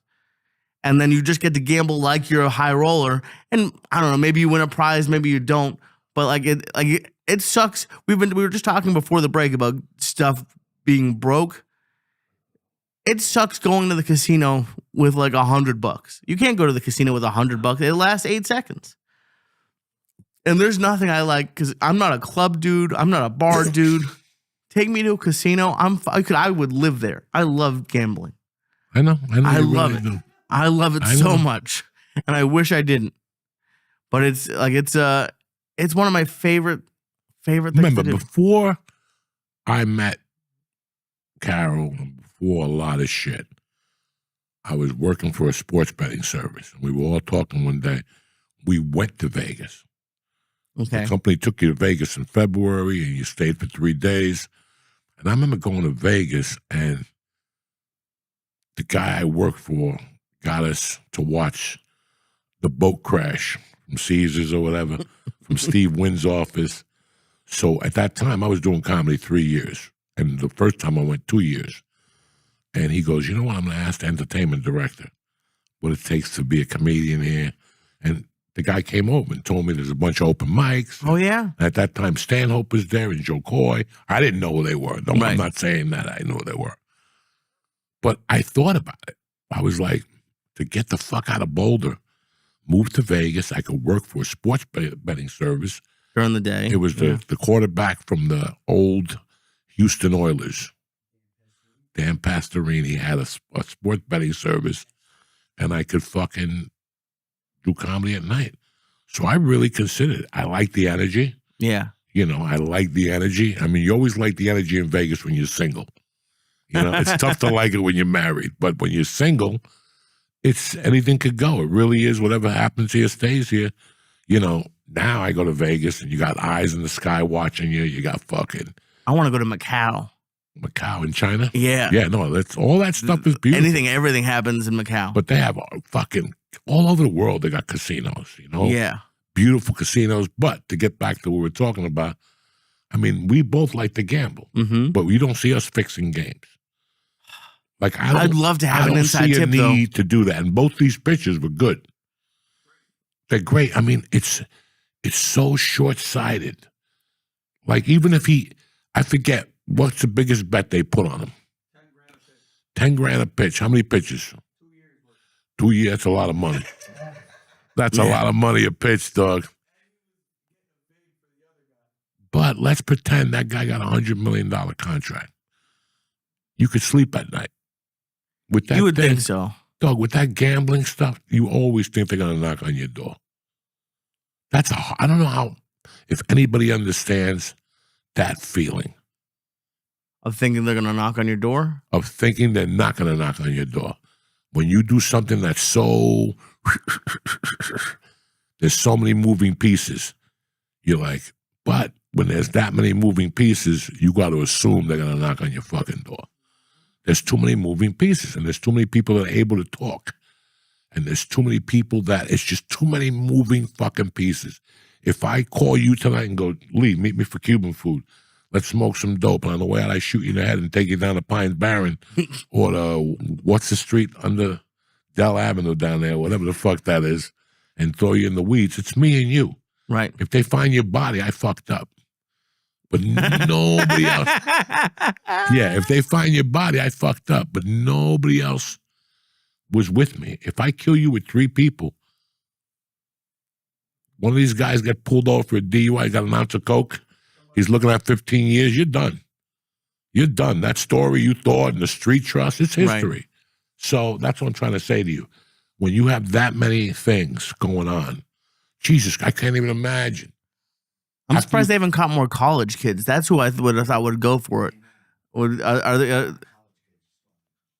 What do you mean? Like, I would have thought, because now college kids can get paid, but before, like, because they were the ones who were, like, they were broke. People would go to them and ask them to, like, shave points or do that. Like, you're right. Like, the Major League Baseball, you think they'd have enough money to be like, fuck you. But it seems like it's a lot of professional athletes. Fucking Chauncey Billups is a Hall of Famer. And he's running poker games. It doesn't make sense. But I don't know, do you think it's greed? Well, what do you think it is? What they're saying is that these guys were into these guys for something else. Listen, the mob is very smart. It's 300 years of street wisdom. And it's like we sit here and they show you The Sopranos and Goodfellas, and you think these guys, yeah, there's a degree of them that lifestyle doesn't work no more. If Nick puts in a bet with me and I hit him in the head with a pipe, it's all over. That shit don't work no more. That shit don't work no more. There's just so many things that don't work no more. Right. Narcotics, listen, it's the same thing. You sell narcotics, I got 2 guys on the street. I could only control that business as much as I can, which is if I got a kilo a month and I knew I could offer you a half a kilo and somebody else a whole kilo, and I get stuck with a half a kilo, I can move a couple ounces to a friend of mine or 2, I could sleep at night. Right. It's when I got it and I got to put it out there through 9 different people. That's when I know. And listen, people do it because after a while, you think you're fucking bulletproof. I did the same thing. After a while, you think you're not going to get caught. You're smarter than people. But eventually, some guy gets pulled over. Some guy smacks his wife. Some guy... Look at Frank Vincent. The coat took him down. Yeah. It's you never know what's going to take you down when you have that many moving parts. And that's a horrible way to go, guys.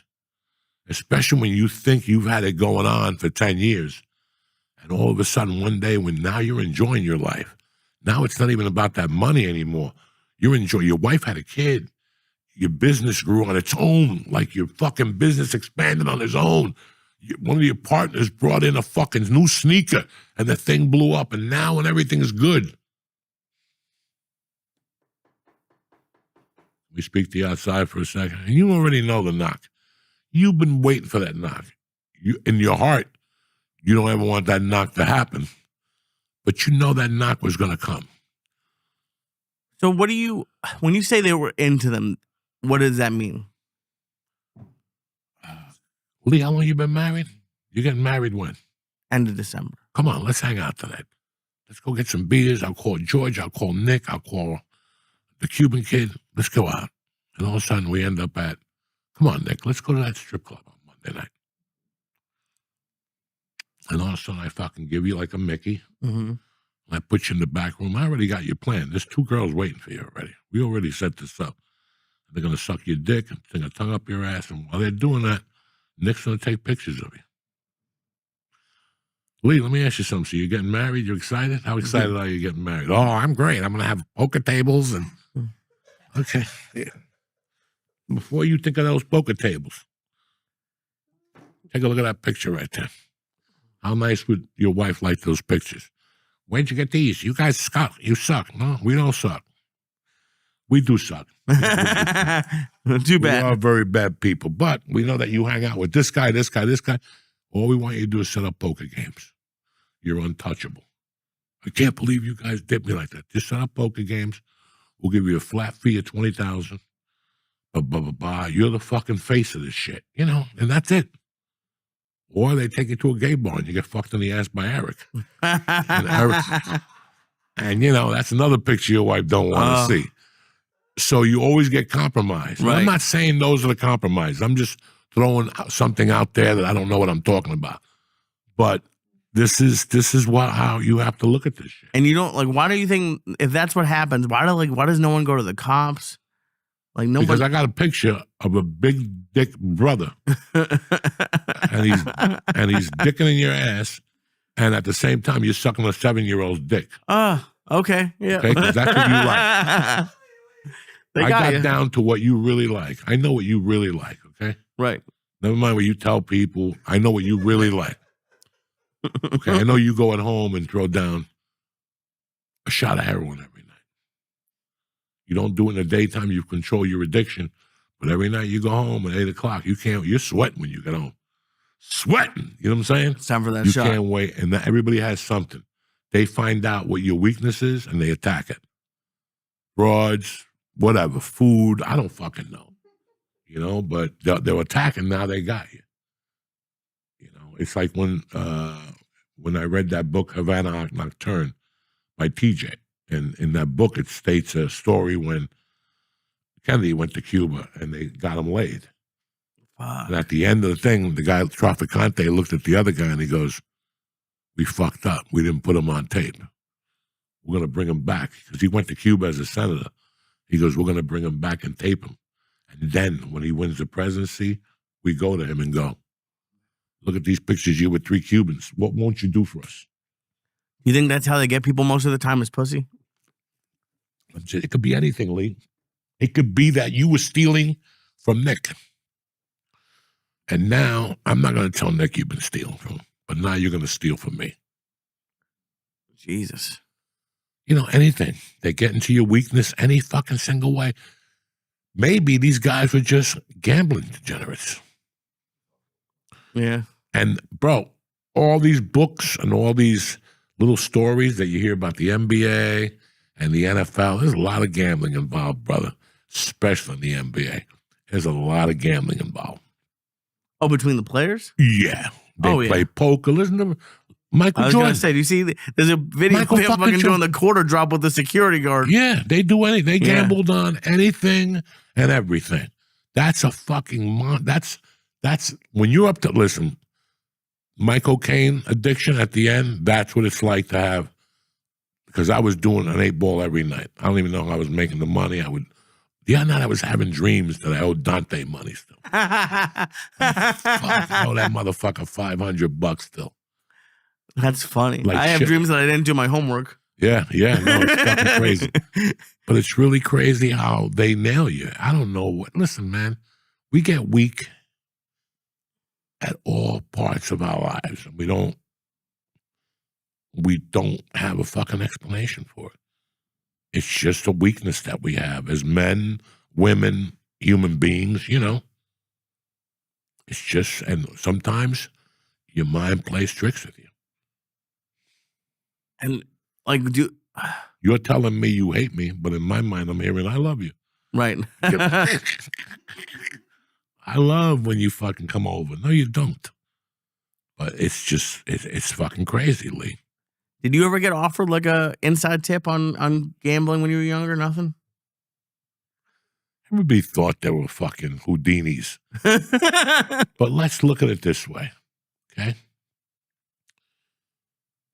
Michael Jordan, which I'm not accusing, but from the stories we've heard, what was the quarterback when we were kids from the Baltimore Colts? Art Schliessler. He was the first guy. What did he do? I don't know that story. He fucking threw games. Fuck. He threw games, you know. Pete Rose. What do they all have in common? They were gamblers, Yeah. but guess what else they had in common? They couldn't pick a winner, even they were involved with the sports. A good friend of mine once told me, I want you to think about this before you put that bet in. Guys that play the sports, it's like when they call you and go, I got a pick for you, a former NFL player. They can't pick them. I have tons of friends that I quiz them every once in a while. Who you like this weekend? They're the worst. Yeah. You go the other way, they're the fucking worst. When you go on UFC analysts, they're the worst because they're fighters. They look at it It's like Joe Rogan can't pick a winner. You know how many conversations I've had with him? He doesn't see it like we see it. You know, like tonight, fucking Philadelphia's playing Green Bay at Green Bay on a Monday night. It's flipped. Green Bay are the fucking favorites. Really? Okay? Guess what? All of America's going to bet Philadelphia. All of America's going to, and especially 3 receivers are out. All the receivers are out for whatever. Green Bay. Why are they giving a 1.5? Everybody's, they try to trick you. It's a move. Maybe that you're looking at that, but maybe the answer is the under. Maybe the answer is the under. It is Monday Night Football. You have to look at Monday Night Football and go, what is my utopia here? What is my perfect utopia on this game? Is it Philly and the over? Because that's your perfect utopia. Oh, yeah, Philly and the over. You know, that's what they want you to bet. But there's got to be something. They got to make money somewhere else. You got NBA tonight? Yeah. You got a full slate tonight on Monday night. If you're going to bet NBA, Monday night's the night to do it because everybody's focused on the NFL. A lot of people don't. There's just little things that you learn because you did it, not because you told me. Because I fucking lost money on Monday nights. But the biggest basketball scores I've ever had have been on Monday nights. Like Houston giving 5, and you go to sleep and you wake up and they win by 58. And you're like, what the fuck? That's never going to happen again. I love when they make mistakes. Yeah, the line, and that's why the first line of the NBA, the first month, the lines are always soft. Right, because they don't know. So it's a good time to attack the NBA. After that, everybody gets hip now. Zion is still a fat fuck. This guy is still eating pork chops. You know, it's kind of weird what you learn, but that's, so when you take all that into consideration, what really makes you think you're going to win? That's why when I go on DraftKings, it's entertainment. I don't go over a certain amount, and I go, when I get on DraftKings, it's either I lose 50 or I win 5,000. Do you know what I'm saying? And 9.5 times out of 10, I'm going to lose 50. As long as you can be good with that. Like that, you know who I was thinking about the other day was Freddie Correa in Vegas. Yeah. He doesn't gamble a penny. And he can live in Vegas. And he lives in Vegas, right. If I lived in Vegas, it'd be a problem. But here's the problem with this. There's a week where I won't touch it. I only go on DraftKings to play the free games to see if I can get 10 free spins. I'm a Jew too. I work hard for the fucking money. So that's what I'm saying to you. Right. It's not, I just don't go on there and go, oh, I'm going to put 2,000 on fucking the Knicks. That never happened. Because if my wife found out, she'd fucking rip that app down. That'd be the end of the fucking app. So my wife will tell me, I'd rather you think of what you want for the month, think of what they give you, and put it in there. And once that money's gone, don't go back. And that's exactly how I do it. Yeah. So if they give me 3 and I put 3 in there, so you know me. Once you start dipping into my 3, I take a few days off and shit. With their 3, yo, you gotta see me. You gotta see me, dog. I'm right there on the phone, pressing, fucking. I got music on, dog. While I win, I go out and smoke in the garage. I come back, I'm all fucked up. But once it starts dipping into my 3, it's intervals, Jack. That's where you put the safety bet on, because they'll hit you up once a year. Oh, yeah? Do you want to not raise your limits? Oh, yeah, leave it right there, you know, because it's entertainment. It's not, it's entertainment. Right. And it's a lot of fun when it's going your way. Oh, it's the best. And it's a lot more fun to win $18 than to win $10,000. I don't know about that. Trust me, I'm telling you. Why would it not be fun to win 10 It's grand? you and your girlfriend. She never sucked your dick before. You've been dating her for 3 months, and now you split a parlay. She wins 18 and you win 18. They'll suck your dick for the small 18. I don't know why. You can take them to dinner, flowers, they won't suck your dick. But let a woman gamble and win? Oh, my God. It's pussy for everybody. Pussy here, pussy there, pussy here. Everybody, yum-yums, everything. I had no idea. Because it's entertaining. I get food, I coming over. But again, it's not entertaining when that idiot goes, I lost 5,000 on this. You know, right away, even you lose your mood. This was just to have fun, to get high, and then to go, Nick, We won 18 apiece. Should we bet hockey tonight? I don't know nothing about hockey. And you put the money on it, and guess what? The thing wins because you don't know nothing Right, you got lucky. about hockey. But then you go read a hockey book and come back. Then you go 18 out of fucking 18 losses. Because that's what they say. You get smart. They want you to be stupid. That's why Housewives, I went 9 for 9 because they all have blue shoes. Right. Oh, yeah. And here you are, well, it's raining, the wind velocity, and your grandmother's in there. No. They got bluer shoes. I go for bluer shoes. The city where I'm from, they wear bluer shoes. So all that's bullshit. It's all bullshit. You know, but it's entertainment. And it's scary because I love in Vegas or wherever. I remember there's something when you go to play blackjack with people around like 11:30 and you see people just hanging out by the ATMs. It's because they've hit their limit and they have to wait till midnight to go back to the ATM. That's fucked up. Yeah, and now some casinos have ATMs at the table. Yeah, they have the little keypad. You put the card right in. These casinos now have ATMs on the slot machines. You can put your card in, do the PIN code, and it goes right to the slot machine. It is. Guys, look, man. I don't know what the median age is of this podcast. It's got to be between 21 and 33 or 34. Okay? And there's some older guys, you know. But I know a lot of young guys listen to this shit. And I'm going to tell you something. I'm not going to sit here and tell you I didn't do this stupidity. I'm not going to sit here and tell you I didn't do drugs. I'm not going to sit here and tell you I didn't gamble. I'll tell you what. I still remember gambling and losing, and my roommate losing money, like big money. God rest his soul. And I remember having a talk with myself and going, wait a second. If I'm going to lose $2,000, I'm going to get something out of it, you know? And what do you get out of losing? Nothing. So I'm going to take that money and buy Coke instead. At least I'll crawl on the floor and look for rocks and snort cinder block dust and toe dust. That's how I looked at it. I'm not proud of both of them. But because of those years and seeing what life is and hearing all these stories, when I go on DraftKings now, I know it's a joke. Like, you guys know I have no sports knowledge. I bet because of George, I bet Aaron run home runs. I go in there and see what it pays for Aaron Judge to do a $10 home run. Sometimes you get 32. Sometimes you get 48. That's what I do. I don't have any knowledge at all. Like, no knowledge. So I know when I'm going in, it's just entertainment. Yesterday, I went to Jimmy's house. They must have been happy yesterday. Yeah, I had the Dolphins because of Jimmy. I'm all excited, but then I go, come on, $20 to win 82. It was like 20 to win 102 if Buffalo came back on the money line. So I just put 20 on Buffalo. I took a nap. I did the same thing. Yeah, we all do the same thing because that's what but it's 20. It's not my rent. It's not the car payment. Yeah. It's not the cocaine money. It's not the kid's sneaker money. It's $20. And I'm okay with that. I earned that this week. I did 1,000 little things that I know for a fact. I got a residual check for $28. So I got one. My wife goes, "Oh, you hit the jackpot this week. You got one for $28 and 3 of them for 1 cent." She goes, "I even deposited 3 checks for you for 1 penny today."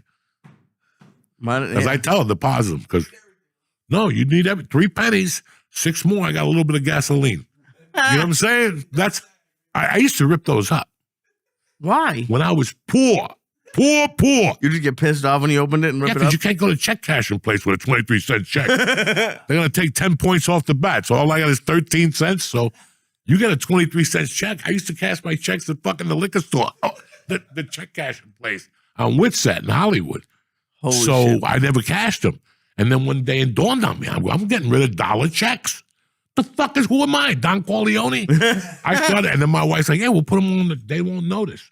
You put like a $300 check, and then you put the little ones underneath and look around, like make believe. We should do that. We should take you to a check cashing place and see what they do with the 15-cent checks. Oh my God, I love going on SAG and seeing the checks that are coming in. They tell you the dates and how clear they are, like how much you're going to get clear. But if you go on the checks in development, then you see what's really coming? Then you see everything. But there's always like 42, 28. Like when you first book a show, the first residual is the amount that they paid you. So you're like, oh shit. When that motherfucker airs, you're like, oh shit. But then it just keeps going. Then you get like, so like you do a co-star. Like when I did a co-star, it was $1,250. For $1,250, I'd stab you in the fucking neck. So you're gonna pay me to pick up garbage on a TV show, $1,250, and people gonna see me? Fuck yeah! So $1,250. The first Law and Order, you get $1,250. Then if they play it again that summer, you get $1,250. Like, oh shit! But that never happens. But the next time is $450. So when they play it into the next season, it's $450. Then you pop off two $450s. Then once you go to TNT, those late night ones, then it starts at like $252, and it goes down to $130. Then after that, it's a cold day in the day. You know what I'm saying? Like I got a check for coke case, and it was like 18 cents. Yeah, but imagine if you're on a show for 10 years and all the checks you keep getting. Oh shit! That's why when I look at some of these guys, I'm like, they're not starving because those residual checks come in fucking strong. They come in and they come in like weird things. Like I have, again, and I've said this about everything. If you have, I don't know how to use this example, George's business is a framer. If George had a website and he averaged $300 a month off the website, just people scoping and buying a picture, a giant shirt or whatever. But then he had like a delivery service. Like right now, people are getting out of, what do you call them? Block and mortar. Brick and mortar. Brick and mortar places, because my whole business, 80% of my business, I'm shipping anyway. Right. So why do I need this? I got 10%. I got 10 people walking in here every 10 years. You know what I'm saying? The rest, why am I paying it? I need the work area, but I don't need a storefront and the insurance and this and this and this. So they become, and those people now eliminate that, but you have these little avenues of income. So for me, I have, what's the one that they send you for music? Like I have a service that pays me for whenever I do a radio show. Oh, okay. And something else. I forget, entertainment. No, there's something else. I don't know how to get into their account to see how much they send me every month. I don't know. I don't even know. Every time I get an email, I just know I'm getting something in check. And sometimes it's $28, and sometimes it's $500. They aired something on Sirius or something like that. I don't know. Yeah, so if they take a CD and put it on Sirius, one of those, I get paid on that. You know, I got money from Netflix, not for the specials. I have no idea for what. I have no idea. Every month, Netflix. Ari's things, were those on Netflix? No, Comedy Central. Oh, you're right. Comedy Central never paid me for the YouTube Ari things. That's 10 million. Jesus. Downloads. Yeah. Times 3 or 4. Those are crazy. They never fucking dropped me a dime. So do you understand? You got to take the good with the bad. You can't fucking fight every battle because you're going to get robbed in this business. Just don't let them over-rob. Like fucking, you just can't. If that's what they want to do. Everybody listen, the gambling thing, people are going to do what they naturally do, man. Yeah. Some people think they get away with it forever, and you can't. You can't. Somebody's Especially gonna figure now. something out. Yeah, now everything's a fucking paper trail. Like I was watching somebody's special, and they were saying that cash is like kryptonite. They don't even want your cash no more. They don't No, want a your lot cash. of places say cashless. What about the airport? You can't get a sandwich without an ATM card or a credit card at the airport. They look at you weird. Yeah. So when you go to Yankee Stadium, you can't use cash? They're getting rid of it on the subway now. They're not going to have those. They don't want homeless people in there anymore. I mean, they're just going to Get snake the under fuck anyways. out. They want to control everything. That's communism at its best. Mandami, yeah. Oh my God. They're excited. I just did a show in Harlem and they're fucking really excited about it. All right, good. Let them jump up and down. It's funny, man. I trained Saturday. Listen, I never really recovered from the Wednesday night show. Really? That was rough Wednesday. That was fun. But I burned a lot of energy up there that night for some reason. I had a lot to say. Yeah. I was moving around. It's a smaller stage. Mhm. And I went home that night, and I didn't fall asleep right off the bat. Then Thursday night, I slept well. And then Friday, I did some shit in the morning, and then I drove down there. When I got out of that car, I was wiped the fuck out. Like, I had all these plans to go out to dinner Friday night. I couldn't leave the fucking hotel room. I don't even think I even ate dinner Friday night. I didn't. I think she brought me like a roast beef sandwich, a half. That's all I ate with water out of the refrigerator. You feeling okay? You're just tired. I was fucking wiped out. But Fridays, I'm always wiped out. Like, that's why I don't make no plans for Friday night. Because Friday at 4 o'clock, I feel at 1 o'clock. Like, if I did my week, Friday at 1 o'clock, I'm fucking done. So I got, mediocre sleep. It's a foreign bed. She forgot my fan. I brought a fan, but she forgot the other one. So I fell asleep to the noise from my fan. I got up a couple times to pee. And then Saturday, I just woke up a little fucked up. Like, I just wasn't feeling it. And throughout, I got up early. I went downstairs, fucking got high in the morning. I got too high, and I went back up and took a nap. I had breakfast. Breakfast was pretty fucking good. And then I just wasn't feeling it. I woke up, and my wife's like, what do you want to do? And I went outside for a walk, and there was I wanted to get vitamin D. I just wanted to sit and look at the phone. I knew I couldn't go on DraftKings Casino in D.C., so I just wanted to get some vitamin D before the show, maybe write some notes on the phone, and I just couldn't get settled. And fucking, we went to eat. We drove to a mall, and we went to a food truck. Okay. I saw they had a food truck side. I go, you know what, Terry? I don't want to sit in a restaurant, but I do want to get food outside. It was nice out. It was beautiful down there. So I got some chicken enchiladas, shrimp enchiladas from a thing that was, she was as Mexican as could be. So I mean, I want to know what that means. A little burro. And it was her and the husband was hiding. He wasn't legit. He was in the kitchen. Bro, everything was good. The enchiladas, the rice, the beans. But the best thing on the thing was that salad they give you. It was crunchy, and you bit it with the enchilada. Because I like an enchilada with lettuce on top. It gives it that. Guys, it was tremendous. And I smoked 2 joints when I was there. I went to the back and smoked. And my Mercy ate, my wife ate. And we just sat there. And Nick came and picked us up, picked the girls up. And then me and Terry were there. And on the way back, I'm like, I'm not feeling it today. And, bro, this is how old I'm getting. You ready? What happened? It was my mother's death anniversary. It was? That's why I wasn't feeling it. Oh, shit. So now I go back to the hotel room, and I'm looking over my material, and I'm making notes. Half the shit I didn't say, by the way. And I know. Half the shit I said. I'm a fucking idiot. But the closer that night was supposed to be finding my mother on the floor. Oh, Jesus Christ. Because I was bugged. That's what I'm feeling. What a waste of time if I went up there and wouldn't have said it. Right. But I know I can't say that story in the middle because it's doom. You're not going to follow that. Right. I sell it. And people go down, and I go down a little bit. So I said, fuck it, I'll close with it.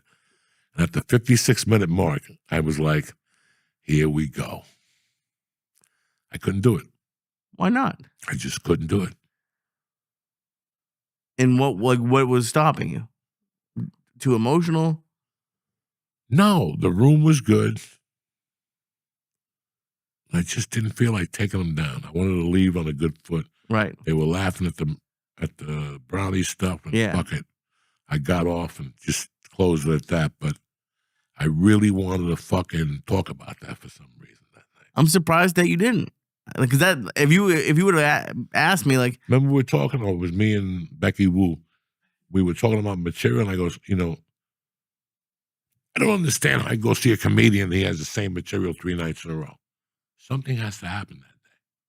Something that threw him off. Maybe on that day his aunt died 3 years ago, and that was his favorite aunt. Something, You would think so. I think you're more of an anomaly than, like, I've opened up for a lot of people, and it's not exactly the same, but it's close to the same. And especially when you're editing CDs for you, it's annoying because you go up there 5 shows and do 5 different sets. Like, completely different. It's not even like a word's different here or there. You have a whole new chunk that we were talking about before in the green room. Like you're the like not weird, but like you're the unique one with that stuff. You know, bro, the other day, I mean, one of the reasons George got rid of cable. Did you get rid of cable? Yeah. And one of the reasons I'm about to get rid of cable, and I hate to say that a lot of people are going to go, Joe, you're a hypocrite, is that the fucking Godfather's on every day. Now, I love The Godfather, but it's on every day on Showtime or one of those. Godfather, Godfather 2. And when Godfather 2 ends, Godfather 1 starts on another channel. I pay too much money to see The Godfather. I think I have it on DVD 3 times, VHS once. I think I even got it on cassette, reel to reel. I even got the other one, Blue Phone. Blu-ray. I got a Godfather and everything, okay? And this is funny, guys. You're going to appreciate this. I know George will, because George and I always have these conversations. I don't care what you guys want to say to me or tell me he's gay or he sucked dick. All those stories make me love him even more. We're talking about Marlon Brando. So last week, The Godfather's been on so much, and I go to myself, you know what? I haven't watched it about a year. Let me put it on. And my part came on right from the beginning. He cuts right through the chase, and it's when Sonny gets killed, and he fucking has the conversation with,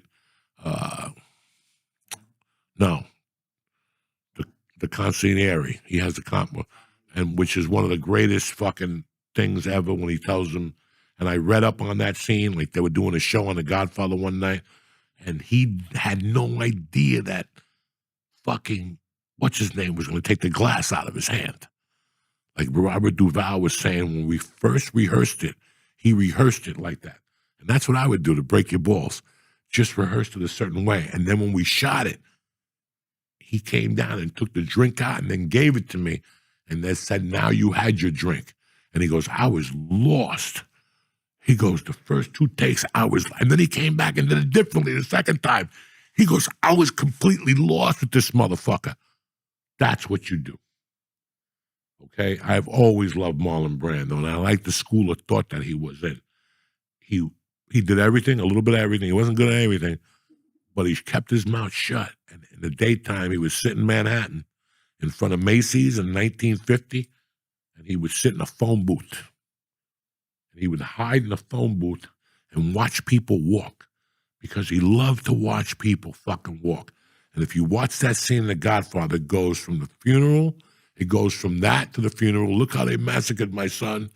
And then it goes right to the meeting in New York because when he tells Tom, call a meeting of the heads of the 5 families. I don't want nothing, no retribution. And then they do that scene where he gets tortured for on Saturday Night Live of him reading, and everybody had stickums on. Okay? Everybody had a stickum on, so he knew his lines. Oh. This motherfucker, this is a major motion picture, and this guy refused to learn his lines. He would write them on you and put them on your fucking neck while the camera was on me because he wanted it to come out organically. Right. I love that. I always loved that shit. Some nights, you know what? As much as I want to go up there and open up with a fucking delivery joke, I want to open up with something that happened to me and just welcome them to the show and slow them down. Slow them down a little bit and bring them into my world. I like that. That's a mistake I made. I could not fucking imagine going up there and doing the same line every night from beginning to fucking end. I'm quitting. I'm quitting within a week. I'll quit. Right. I can't imagine doing that. That's why I never set myself up like that on a ship or anything. You listen, Joey, here we were clean. I understand. So I could probably do 1 show, but I'm going to snap by the 3rd. By Thursday, I got to do what I do, baby girl. You know what I'm saying? We got to take this to the next. They're going to leave you in the Bahamas. Yeah. So this is why I don't like working off a page. I like working organically. See where you're going with them. Where are we going? What the fuck? Do they need to hear this joke tonight? Let me tell them an old story. And let me go into this joke a different way. There's always something. You know, like I've said here with you 1,000 times, I have 22 ways to tell you to go fuck yourself. At least. Some of them with a smile on my face. Some of them, Lee, come here. Some of them I'll go, Lee, go fuck yourself. You know what I'm saying? Lee, go fuck yourself. Lee, don't dying. I was sitting in China. But I've always loved that style of comedy. Right. It's not improvising. It's not improvising. It's just moving shit around where you feel it should come out. In the middle of all that, if you put a tag on that and then stop what you're doing and talk about a shit you took or a walk you took with your cat, and then when you go back to that, oh my God, people love it. They think it's fucking hysterical. People will laugh because you just went through a whole different thing. You didn't sell it as much as somebody would do that. It's like somebody would say, like my wife's not a comedian, so she would say like, yes, all the peanuts fell. That wasn't a good thing. That don't sell on stage. White people loves doing that shit. They try to underline that. You know what I'm saying? Yeah, yeah. That's not going to sell. What would sell? The way I just did it. The peanut fell. Whatever the fuck, and just take it. It's when I oversell that line. Yeah. So instead of me going, ba-ba-da-ba-ba-ba, me and George went to whatever. Speaking of retards, who saw the Jets last weekend? Okay, you were just talking about a heavenly, beautiful thing, and all of a sudden you went back into retards and the Jets. But guess what? At the end of that retards Jets, you're going to go back to how you love your daughter. And then and they're like, what the fuck just happened? Because I put a tag on that. What's that? What's the top tweet and the top a retweet? Pin. I put a pin in that. Oh, okay. So before, that's not done yet. I'm putting a pin in that. I'm just going to take them for a walk I just took them on Fifth Avenue, but really quick, I'm going to run down 69th Street and take them on a walk on Riverside Drive. Then I'm going to bring them back to the same spot. So I'm going to meet them on 56th and 5th. Now I'm on 56th and Riverside Drive. I'm going to walk them to 60th and Riverside Drive, but I'm going to bring them back to 56th and 5th. I just thought you were high and you would forget where you were. No. That's the appearance you give those motherfuckers. Right. So they think you're a wizard. No, you're not. It's like when I found out, when I was a kid, I remember the first time I watched Brian, what's that guy's name that killed himself? Mork and Mindy. Oh, Robin Williams. First 2 times I saw Robin Williams, dog, I thought I was going to have a fucking heart attack. Yeah. One time he was doing something and he opened up the fucking hamper and he goes, Hoffa, I fucking almost died. Like he was just, and then I found out that he wrote everything and he planned it out. Everything was planned out. Right. He sold it like it was improvised. Right. So he sold it like he was spitting, dropping knowledge, but that thing had been well done already. It was fucking brilliant. That's crazy. So it's how you sell it. You could sell it like this is the first time you fucking read it. But once you ever read a book and you read like a couple paragraphs and you're like, wow, that was fucking great. I got to read that again. Mm-hmm. And you read it again and again. Then it takes the sting out after the 3rd time. And then you can move on. You're still blown away by the story. Right. But it loses the element of surprise for sure. Ekalikwa. I couldn't agree more. Who the fuck you think you're dealing with? Did you ever see the show The Bear? Have you watched that yet? The cooking show? Yeah. No. It took me this is my 3rd time getting into it, and it takes about a season. But in the 2nd season, they have an episode with your buddy John Bernthal. Yeah. They had a great episode with the whole family, and the mom is going nuts, and it's like that. I could rewatch it. I'll never be able to rewatch it in the same way because it's so out there. There's also, and I'm sure you never saw Game of Thrones. You ever see Game of Thrones? No. There's an episode called The Red Wedding where they kill everybody at a wedding. Your wedding when I go. Listen. The Red Wedding. Just kill Once me I first, smell some please. Hindu toes. Oh my I'm just gonna God. get one of those Hindu's knives. You're and gonna stuff. say that your toes smell great. They wash them. Listen, my toes do not smell great. My toes like my asshole. I could wash it. I could wash it 20 times, wipe it with the towel, and it still has that asshole smell to it on the towel. You're like, what am I gonna do to take this whiff out of mine? That's why I discovered the Uncle Joey loofah, where you put it around your finger and you stick it in your ass to clean the barnacles off the. You ever look at porn? You ever watch porn and the chick's got a beautiful pussy, but her asshole's brown, like around the asshole? It looks like somebody painted it brown, and you're like, I don't need to see this shit. Somebody needs to fucking AI that white, like when you bleaching your teeth. Right. You got to bleach in your asshole. So I've always been interested in how to bleach your asshole. Now, I do not want to go to some Chinese lady, have to sit on a table, and have to have somebody bleach your asshole. Listen, no bueno at all. some Chinese lady has to take your asshole hair and put fucking little mascara sticks on it. You know what I'm saying? A little paintbrush. A little paintbrush. But you can do it yourself at home. So No, you can't. Yes, you do. You get a loofah, you cut it down, and you fucking like stitch it to fit your finger. And So you have a little- and you stick your finger like 3/4 of an inch up your asshole, and you go this way, and you'll hear the barnacles dying. Ah! How They'll start- often do you throw this thing away? Huh? How often do you throw that thing away? One a week, 1 or twice a week. And so you just keep making new little Yeah, loofahs? when you buy a new loofah, you Yeah. just cut them and prepare them, so you always have a big bag.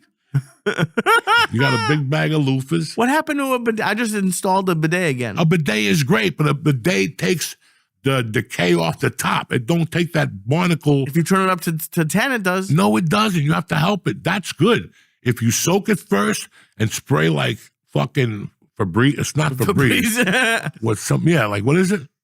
Like no, not fertilizer. That's for the Arabs. The other one, the one that you just, like the clean. Okay. Well, get yourself like a cleanser that has like strawberry seeds in it. Like I used that one time, peach seeds. And you just take that and put the finger in and just clean around your barnacle. But even that, my ass still has that wang to it. So I gave up. I do it once a week now. And, You wouldn't get your asshole bleached? not You wouldn't go to a place? Nah. I don't even like getting massages, Lee. Oh, I love them. You don't like massages? I don't like laying on the table face down. Anything could happen. You know what I'm saying? Anything could happen. And anything that could happen is not good. Oh, dude, I gotta be honest. I just got into them a couple years ago. I've had like probably 4 massages. The first one I got was with a dude, and I was not thrilled about it, but it was either my ex getting a dude or me. And I was like, all right, I'll take the dude. Best one I've gotten by far. Like the head, it's just it was a little I don't weird. like it. That's good. You don't want a little a dude just rubbing your shoulders. It feels I nice. tried, and it just doesn't. The only little woman I liked because it was out in the open was the Chinese lady I took you to. Yeah, that was fun. And she was great. For $40, she was great, Lee. I didn't have to worry about a hand job. It was out in the open. When you walk in, they put your feet in hot water. They put your feet up. They take your shirt off. They rub your shoulders, your fucking hands. They rub your neck. She would fucking stand on a chair and stick her heel into my calves. God. She was a power lifter in China. And then she would start working on my legs and get a stick and do all this shit and fucking, she was $40. I get off a plane, I go right there. I would drop my luggage at home, smoke a bong hit, and shoot right to the fucking thing. Oh, dude, one day you called me and said, I'm going to be at your house in 20 minutes, wear shorts. And I came down, you took me there, and then speaking of it, we were laying next to each other with like a little curtain in between us, and this woman was strong as fuck. And I had to be like, hey, can you lighten up a little bit? And from the other side of the curtain, he said, don't be a pussy. Dog, this place is great. Oh. And Massage Envy was across the street. It was like a fucking ghost town. Because up and down that street, that place was legit. It was next to the bodega where the guy was cool. Yeah. And next to something else, the black hair cutter. I have in the corner, remember they would be cutting hair at 4 a.m. I would be coming up the hill and there'd be fucking 10 cars up there. Black people cutting hair, fucking music. They had a food truck. Fucking unreal. It was the Lancashire and something. Yeah, and there was the little bodega there, the massage place. Wasn't there like a dental office that was never open? Was it that one? And then across the street was Massage Envy and that gym that they tore down. Gold's? No, there was a gym there that they tore down. And I remember I used to go there to get the juices. There was an Asian who sold juices there. Okay. And that's where, God rest his soul, I used to see him lifting there with other big black dudes. The guy that died, Jamal Warner, from whatever. Right across the street. And across the street, that was a hot little neighborhood. The sushi there was tremendous. The all you could eat across from the Haha. Yeah. They used to give you the mussels with the cheese on top. Oh, yeah. Oh, shit, George. That's why I brought milkshake there. Oh, that place was heavenly. We used to kill them. And then you had the place up the corner there. Oh, the corner thing that had the cheesesteaks and the French fries. They had like the old Archers, like McDonald's. How the fuck are you forgetting all this shit? What cheese? Oh, wait. The cheese Yeah, it was next to the music studio. Oh, who's the guy who owes Vegas $20 million? Bruno Mars was there. Bruno Mars would record there and then go to the sushi place and then go back to that recording studio. We'd be in there eating the fucking cheesesteak with the fucking Was the milkshake. cheesesteak place outside? Yeah. Yeah, I Bruno remember that Mars. place. Remember, it had paneling outside. Oh, I didn't That's know what there was Bruno Mars used to tape. I just cared That about the neighborhood was cheesesteaks. hopping. It was Yeah. Bruno Mars. We were living right there. Like Bruno Mars is taping right there. 20 black coos in a band. We're going there dancing and shit. Fucking unreal. Unfucking real. And then up the block was the theater. You had the donut place, and you had the bus at the train station, the tamale lady in the morning. You had the theater, and you had the bar. Right above the theater. Yeah. No, next to the theater was across the street, and upstairs the kid ran it, the comedy show. He had a wig. I don't remember that one. He had a wig like the sheriff. Dude, that was a weird. Do you remember like a little further down by one of the offices, there was like a bar with clowns on the outside? And I took one of the guy who used to run the fourth wall. We went on Halloween, him, Eric, and I, and he got a $10 tattoo. It was just it was like a clown bar. And do you remember what the other place next to the clown bar was? The No. sushi place where they would dance on the tables. Oh, I never went to that one. Yeah, that's one of the first places I ate in LA when I came down from Seattle. The people I stayed with took me there. Fucking Japanese people dancing and jumping up and down the tables. We lived, and then they burned it down.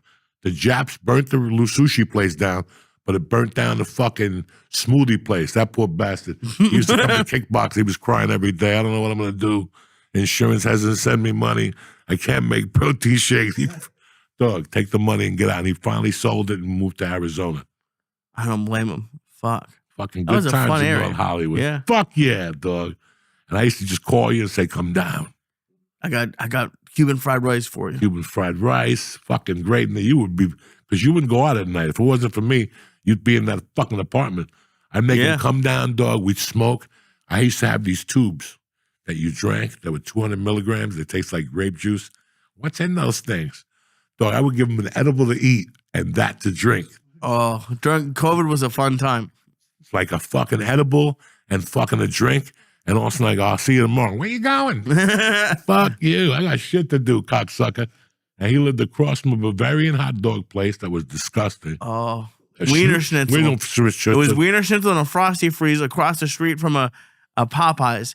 I can't tell you how many times myself and other fat fucks would go from the Popeyes straight, because you could go straight across Straight line. four lanes of traffic into the Wiener Schnitzel Frosty Freeze line and get an ice cream with the Popeyes. It was good. Oh my God. Where you at this week, beautiful? This week, Thursday through Saturday, I'm with Josh Wolf at Laugh Boston. And then on Monday, the 13th, I'm at the Grizzly Pear in Midtown. You're beautiful. What time? 9:00. Look at you. Oh, yeah. Lily from the Gazebo. Me, I will be at the Dojo Thursday night at 8 o'clock doing a bucket show. I think there's a few tickets left. And then Philadelphia on the 26th, Parks Casino, the night before Thanksgiving. It'll be fucking insane. That's it. Take it. We'll see you next week. Stay black. We love you. And don't forget about us, cocksuckers.